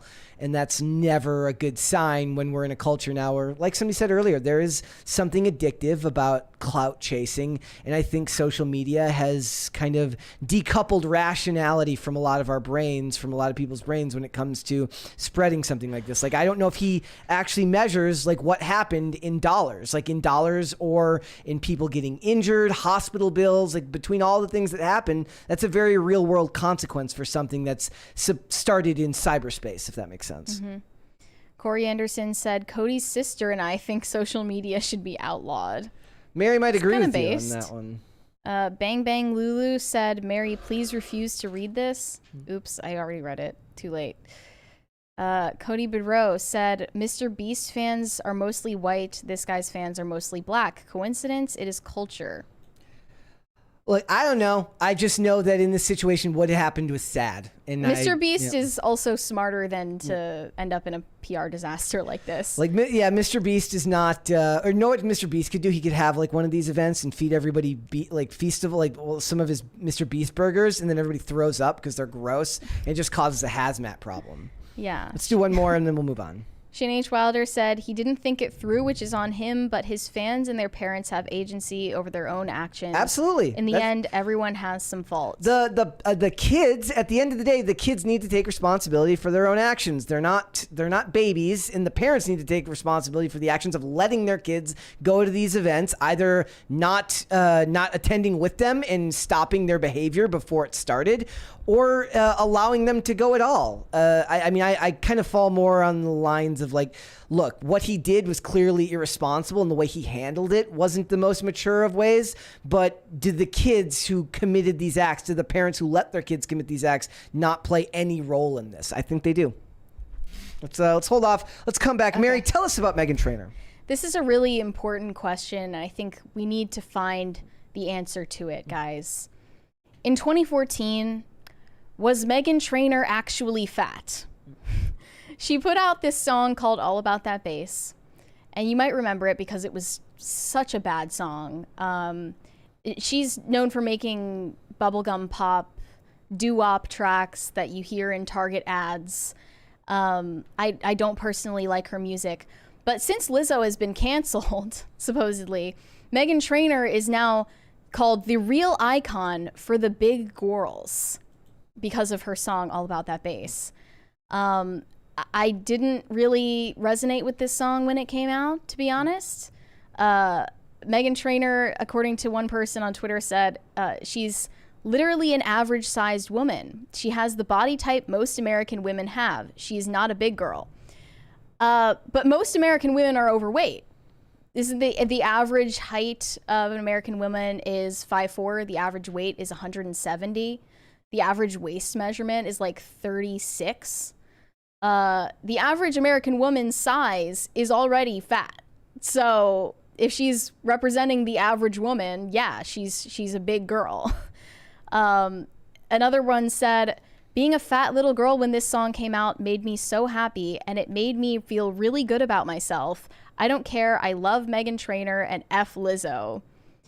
So the real problem is that we're letting everybody feel good about themselves when we shouldn't feel good about themselves. See, yeah. I have the self-respect to not feel good about myself when I don't look good all the time. Show the video on screen so that everyone can give their opinion. The first one here, the one that says now that Lizzo's canceled. Oh. Yeah. Oh, I hear the storm brewing outside. We might have lost it here. We could have lost the stream. Let me check. Stream, we good? The weather outside is frightful, as they say. Looks like it's still playing. I think we're good. Hold on, I'm gonna. It sounds pretty crazy out there, but you're on backup battery, but that could just be because it's resetting. So power outage. Let's go ahead and watch this video then. Okay. All right, hold on. There we go. I can't. We can't play the song, we can't play but the music. Here we go. Yeah. Here we go. This is what was fat too, even though she was objectively skinny. People in the chat are now arguing about it. So I'm seeing some comments here. No, fat, absolutely. Thick, not fat. No, she's thick. I see thick with 2 C's from Terrence Rice. She has an hourglass figure, so she looks better at that weight. Yeah. But that doesn't mean she's not overweight. Fear Me It's Bree says she seems averagely overweight. Well, yeah, it's by definition, it's the average because everybody looks like this now or worse. Another one said, I know this was a setup on Meghan Trainor, but anybody who forgot, remember this disgusting woman glorified and promoted eating disorders. She is not a great role model figure for young girls. So here's why they said that. Meghan Trainor said in an interview, she tried to have an eating disorder, but after an hour told her mom to make her a sandwich because she couldn't do it. It wasn't funny then. It isn't funny now. Meghan Trainor sucks and isn't even a big girl. That's why she got canceled. And then someone else said, everything about Meghan Trainor's career feels racist and I can't put my finger on why. Wait, why? I guess because she's white. Yeah. That's enough these days to be racist. What? 2023. They don't explain why? They don't expand on this? Nope. They can't put their finger on why, but she seems racist. Another one said Meghan Trainor doesn't write music. She makes grocery store noises. I would agree that she does Meghan play Trainor music. makes music for Instagram dog reels. Meghan Trainor makes music for Target ads. That one is absolutely It's correct. true. Because I'll It's tell you why it's true. Because when you first pitched this topic to me and you sent one of the videos and that song started playing, I put a Target ad on mute, and it absolutely could have just been dropped right in there. Yeah. She definitely. I don't like her music, but they also say that Meghan Trainor is just Lizzo for people who think that they're above liking Meghan Trainor. I mean, I think Lizzo's music isn't all that much better. Yeah. I think she's probably more talented as a singer, though. Another person said they were strict as hell in the 2010s. Like Meghan Trainor and the ladies in this video were really considered big girls, and acceptance for their body type was so controversial. Can't believe people want to go back to that era. I've also seen a ton of articles that say heroin chic is back. It's now a trend to be sickly skinny when people just don't want to be fat. Like, fitness influencers get flack all the time because they can't just admit that being thin is important to them, and that's why they work out, and that's why they eat healthy. It's controversial now to even say that you don't want to be fat. Yeah. Like, I wouldn't want to look like Meghan Trainor. I wouldn't want to look like Lizzo, that's for sure. But I wouldn't want to look like Meghan Trainor in 2014. Andrina says Meghan Trainor was considered plus size but not obese. So maybe we should be looking for deciding characteristics and factors as to where those classifications start and end. Yeah. You might know this better than I. I've never really thought about this discussion beyond just the fact that I hated her music and it sounded very annoying to me. But maybe you can tell me where plus size. I'm sure any doctor would tell Meghan Trainor at the time that she was clinically overweight. But that's besides the point. Her song also at the time was called anti-feminist because she's saying, you should be confident because men will still want you even if you're fat. I guess I can see the argument there. And it was also called skinny phobic and thin phobic because she had this lyric that was calling thin women silicone Barbie dolls. One tweet said, "We need to talk about how thin phobic this song is. The way she dehumanizes non-overweight women as stick figures and silicone Barbie dolls. Meghan Trainor has helped normalize skinny shaming, which is super rampant at the moment, and everyone just accepts it."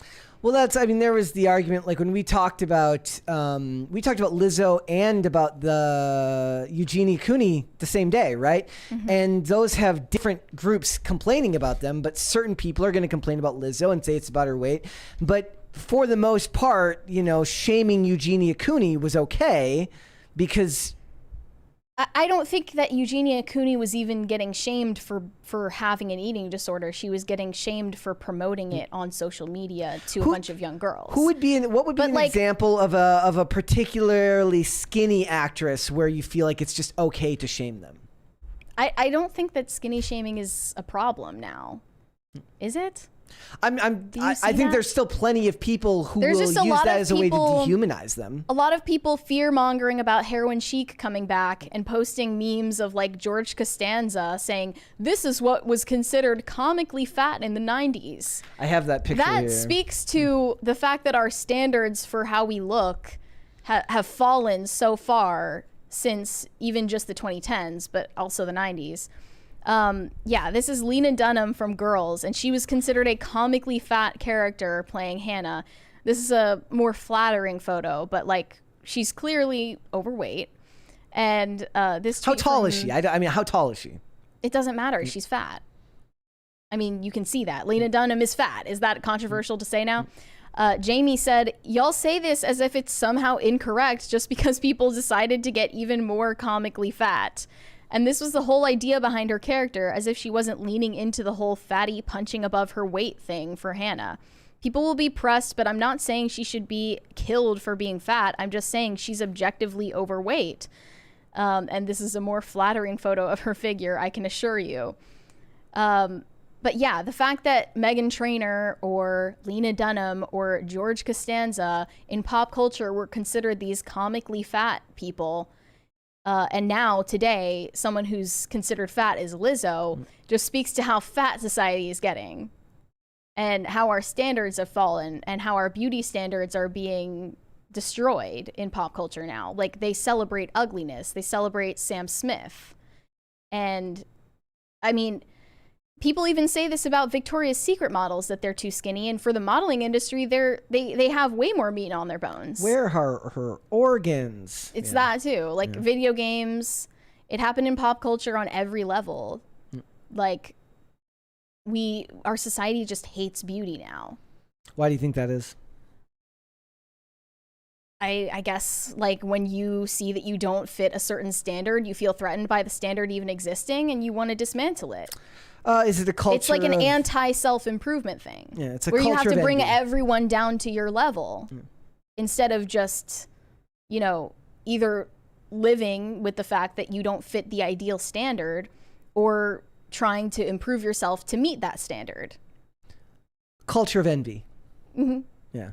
Culture of envy that doesn't in any way encourage people to do better, because telling somebody to do better is considered a form of bigotry, because you're not allowed to actually tell people like, hey, you could use some improvement there. I think that I don't think that's gendered, but I think in a lot of ways, I think what's weird about it is back in the day, it was quicker and it was much sooner that men were allowed to be kind of a bit overweight in Hollywood, because they would play the plucky comedy relief, right? So you're Kevin James can play a comedy character being overweight with a thin wife, because it leans into the humor that his character is portraying. Then like Lena Dunham tried to turn the tables on that and play that same character in Girls. But like envy is also what makes people say, like, whenever someone is beautiful or whenever someone is thin or successful, that they got there through the wrong means. Oh, that it was given to them because of skinny privilege, pretty that it privilege. was given to them. That they didn't earn it somehow. When clearly, people in Hollywood who work on their looks work incredibly hard to look that way. It's not something that just happens to you. You don't just wake up one day and look like a model. I make that comment all the time when people clown on influencers or women that make money on social media or something like that. Like the idea, like, look, you have no talent. All you do is take good photos. I'm like, yeah, but it takes a lot of work. Now, I'm obviously not including like if they get a lot of plastic surgery, sure, fine. But for somebody who's a fitness influencer who puts in a ton of time at the gym and puts in a ton of work to look the way that they do, sure, it's just a photo. But what about all the work that went into looking that way for the photo, sans airbrushing and all that other stuff? It's kind of like when they talk about the people who, if you hire a plumber, right, and it takes him 20 minutes to diagnose and fix a problem, you're not paying him for the 20 minutes. You're paying him for the 20 years it took him to be able to diagnose that problem in that quick of a period of time. Right. So a model isn't getting paid a certain amount of money for their photos because they're beautiful. That's not what makes their job difficult. What makes their job difficult is that they have to work hard to keep looking that way. And that is rare in the culture these days, when we don't seem to celebrate a whole lot of efforts to go above and beyond for yourself in the terms of how you take care of your physical appearance. Yeah. Now we celebrate Lizzo for simply existing while fat, and that's the reason why her career, I mean, tell me this, like, would Lizzo be on the level she's at right now with her fame and her career if she weren't fat? Like, yeah, she's talented, she's a good singer, she can play a lot of instruments, but nobody actually cares about that. It's about, propping this person up as like an activist for your, oppression class. And she in the past has challenged the idea that she's brave for presenting herself in this way and like wearing costumes that show her body and stuff like that. She said, when people look at my body and they're like, she's so brave, it's like, no, I'm not. I'm just fine. I'm just me. I'm just sexy. If you saw Anne Hathaway in a bikini on a billboard, you wouldn't call her brave. I just think there's a double standard when it comes to women. It's not a double standard, though. It's just a standard. Like, some things are objectively beautiful. Some things are objectively ugly, and we're not allowed to say that now. And it also says here, in Lizzo's songs, she expresses sexual freedom that fat people are often discouraged from when society deems them to be not traditionally beautiful. They are not encouraged to be sexually confident. Lizzo rejects this notion and through her songs owns her sexuality. Nobody is encouraged to be sexually confident by society, not in the way that they're framing it as. It's just something that becomes a byproduct of either your looks and how you grow into your personality, right? Like there isn't an ad out there saying be like I guess maybe there is. Are there ads out there that say be sexually confident for all people, or is it just a byproduct of the society we live in? Lizzo doesn't give in to the male gaze. You can say that again. Wait, so do they? But many artists like Meghan Trainor do. In All About That Bass, Meghan Trainor sings, "Boys like a little more booty to hold at night," indicating that it's okay to be a bigger woman because there are some men who will prefer you that way. Lizzo proclaims that she isn't attractive because men think she is, but because she sees herself as beautiful and sexy. That's delusional. That's like delusion of the highest order. That you're beautiful because you think you're beautiful. Well, I mean, isn't that what being attractive is literally based on whether people are attracted to you. Well, it's like saying my truth versus the truth. They're just conflating the idea of subjectivity with objectivity. Mm-hmm. It's the age of will over the age of reason. Like we used to use reason to understand reality that exists outside of ourselves, and now we want to will reality and force it into what we want it to be. And you're not going to win that way. They do win that way, though. Society seems to be willing to bend to these people. As much as women are going to celebrate Lizzo for being fat, none of these women actually want to be Lizzo. You can't fool yourself. Yeah, but that doesn't hard. I think at the end of the day, it doesn't tell matter. a girl that is a fan of Lizzo that she looks like Lizzo and she's going to be offended. Yeah, but I still think at the end of the day, it doesn't matter. Like a lot of times, as long as they get the money, as long as they get what they want, they don't care. Like Lizzo doesn't care. Lizzo doesn't care if she actually influences other people to be confident in herself. She still made her money. I guess so. That's why she body shamed her backup dancers. Let's go to Super Chats. No Control said, "I don't know if I can read this one, Brett. Do you want to read this?" Okay. Shane H. Wilder said, "There's more civility in a mosh pit." That's unironically true. Yeah, I saw a picture over the weekend. I couldn't tell if it was photoshopped or not, of a guy in a mosh pit in a wheelchair, and they were literally moshing the dude with the wheelchair, and it was like, it was kind of amazing.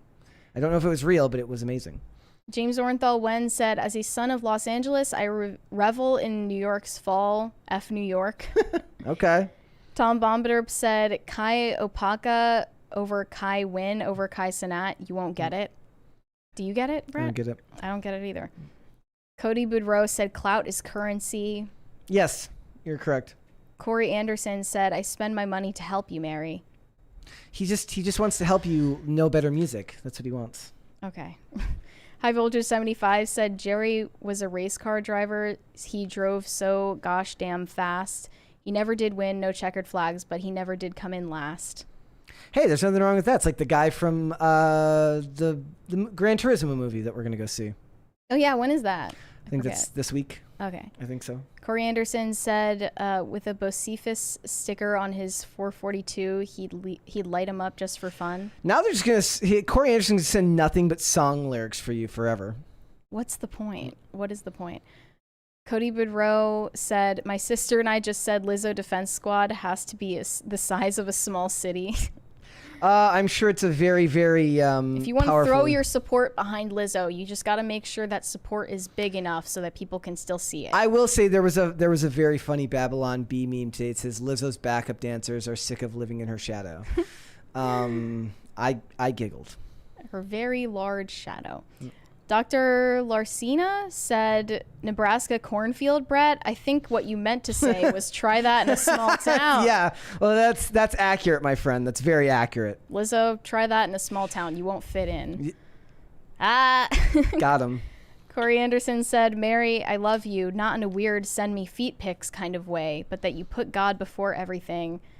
Mary, I'm just joking. Love you guys." How did feet become this like point of like contention? Like, how did feet become like this weird aspect of the culture that became so entangled with both fame for women? I blame Dan Schneider partly. Why? He had an obsession with children's feet specifically, but it's some kind of like brain demented thing that you're born with if you have a foot fetish. I think there's scientific reasoning behind that. Is that podophilia? Oh, I never heard that term before. I don't know. I'm assuming it's something like, because podiatry is your feet, right? Yeah. So is that what it's called? Podiatrists also make hella money. Good for them. Shane H. Wilder said, the look on Mary's face says it all. It's funny how cancel culture only matters when it comes to Hollywood celebs who toe the line. Wait, so back to the one before that. You think there's probably some celebrity podiatrist out there who's just making bank off breaking HIPAA laws and selling celebrity feet pics? I bet you that exists. You have to vet your podiatrist to make sure they're not a foot fetishist. There will be a documentary. Remember that documentary about the guy who worked for the sperm bank who ended up that guy? There's going to be that, but there's going to be like fathering more children than Genghis Khan. Yeah, like there's going to end up being like a feet pick guy who's like he does all of the celebrity plastic surgery, like selling feet X-rays. Yeah, that's going to be a thing because there's that surgery that people get, like the toe shortening surgery or the foot shortening surgery.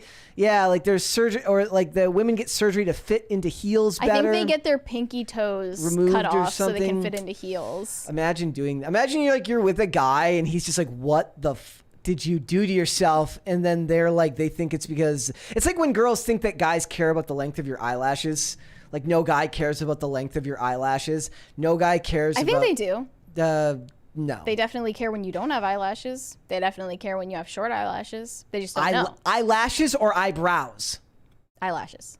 Guys don't care about that stuff. Yeah, they do. Okay. They do. Okay. Why else are you attracted to women with long black eyelashes? Guys don't care about that. Girls care about that stuff. Guys don't care about that stuff. Men only notice things when they're not there. I'm saying that they don't care about them being obscenely long. They don't care about that. Obscenely long would be weird, but men do care about women having long eyelashes. Whether they know it or not, they do. I disagree. I don't know if you just don't notice that you care. I disagree. This is why men like you can't men like natural faces when it really means they like it when women wear light makeup. They just don't want to notice the makeup. They obviously care. About long eyelashes. About eyebrows, I can see. Having long black eyelashes, for some evolutionary reason, it does make you more attractive to men. Okay. They do care. It's a thing. I don't know why. I can't explain it to you. But they only notice when it's not there. Shane H. Wilder said the answer is yes. Yes, she was. Meghan Trainor was, in fact, overweight.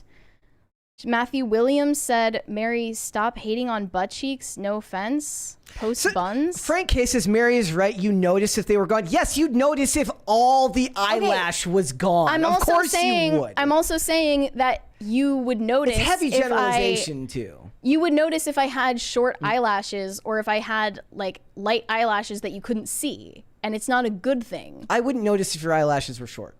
I wouldn't notice that. I just wouldn't. I wouldn't notice that. Trust me, you would. I would not.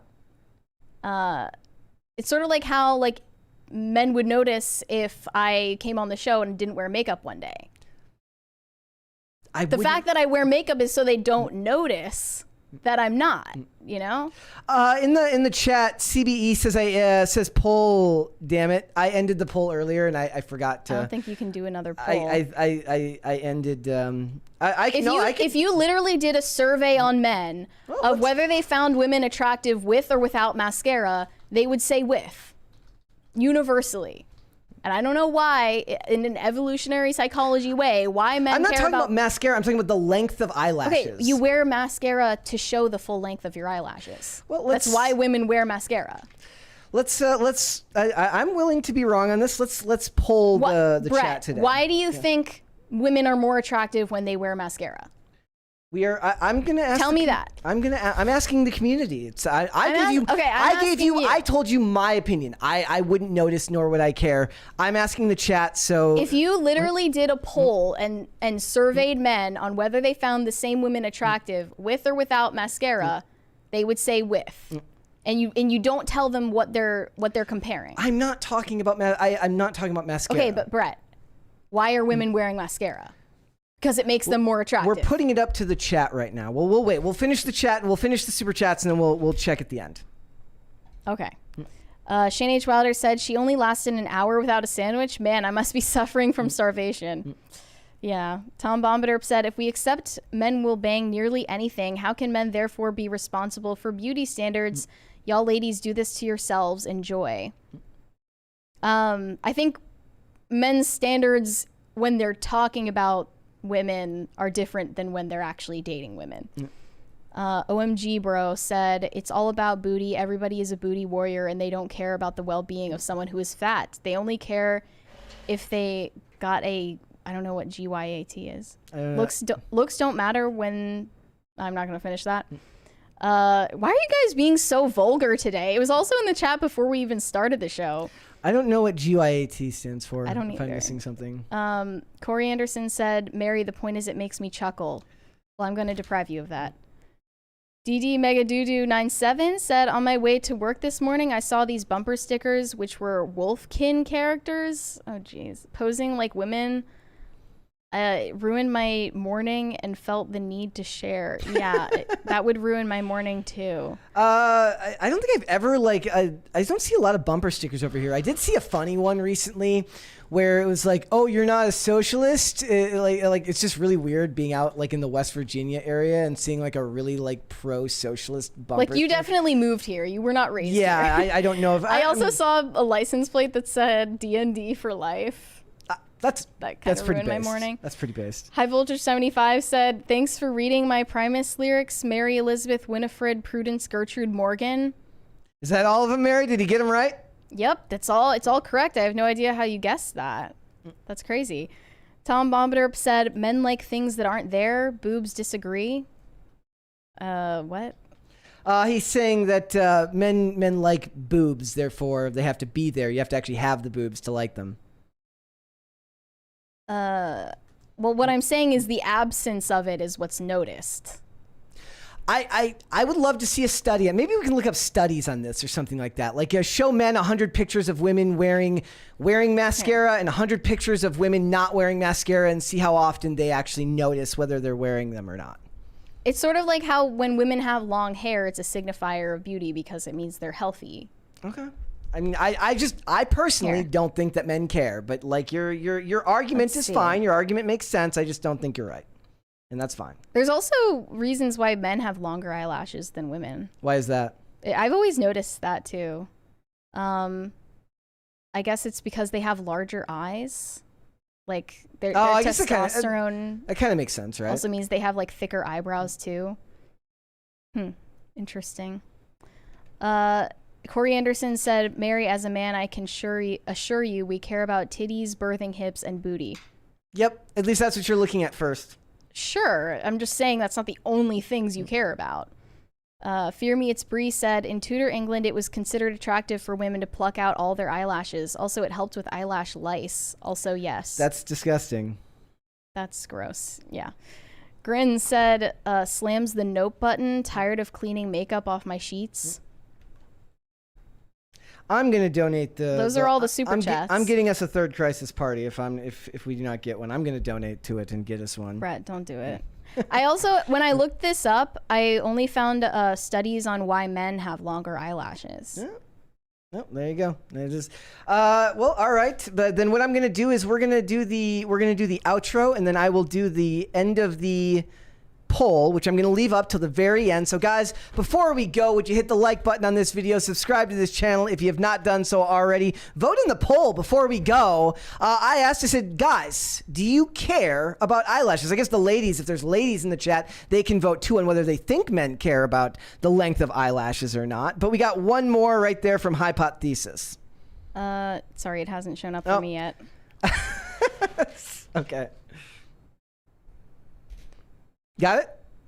Yeah, I'm not gonna read that. Okay, well, that was worth a shot. Yeah, he's asking if Mary knows what boobs look like. That's just rude. That's just rude. Not very nice. All right, so Mary, would you like to hit him with all the places they can find you? Sure. You can send me validation on Instagram at Mary Archived, or you can send me hate on Twitter or X or Twix or whatever you call it. Thank you guys. Mary Archived. Is that what you're calling? Is it Twix? Is that what people are calling it? The super chatter came up with that. Okay. Oh yeah. All right. All right. It's party time. All right. I'm gonna end the poll then. Oh, no, there's one more there from Suranko Productions. He says, so apparently Obama's gay. What? Yeah, people were saying that. People were saying that apparently, like, maybe he was the guy who drowned, like his chef, that maybe they were in a relationship together. I have no idea. Could be true, could be not true. And then there's one more there from Shane H. Wilder. He says, fine, here you go for the party. Thank you, buddy. I appreciate that. Dead naming X. Yep. I'm gonna continue dead naming X. It's all Twitter. Right. It's always going to be It'll Twitter. always be Twitter. With 233 votes, 74% say men do not care about the length of eyelashes. Maybe we'll repost this tomorrow and get a fuller... Sure. We'll run that as the poll tomorrow just to see what people say. Mary could be right. I don't know. I'm just saying, as the guy here, I don't think men care. And there's one more there from Tom Bombadil. I don't know if you want to. He says men also find women who shut up more attractive, but good luck finding a woman to acknowledge that. Well, I'm a podcaster, so I'd lose my job. Exactly. And then one more from Oh my God, bro, says being gay is a choice. What is going on in the chat today? It is a hell of a chat today, ladies and gentlemen. Thank you so much for joining us. If you want to follow me, you can follow me on Instagram and Twitter at Brett Dasovic on both of those platforms. This show is here Monday through Friday, 3 p.m. Eastern Standard Time. That is noon Pacific. If you'd like to listen to the audio version of this podcast, we are on Amazon Music, Apple Podcasts, Pandora, and Spotify. And if you'd like to follow the show on social media, we are on Twitter, not X, at popculture_show, Facebook and TikTok at Pop Culture Crisis, and on Instagram at Pop Culture Crisis Pod. We'll be back with another episode tomorrow. We'll see you then, guys. Later. Bye.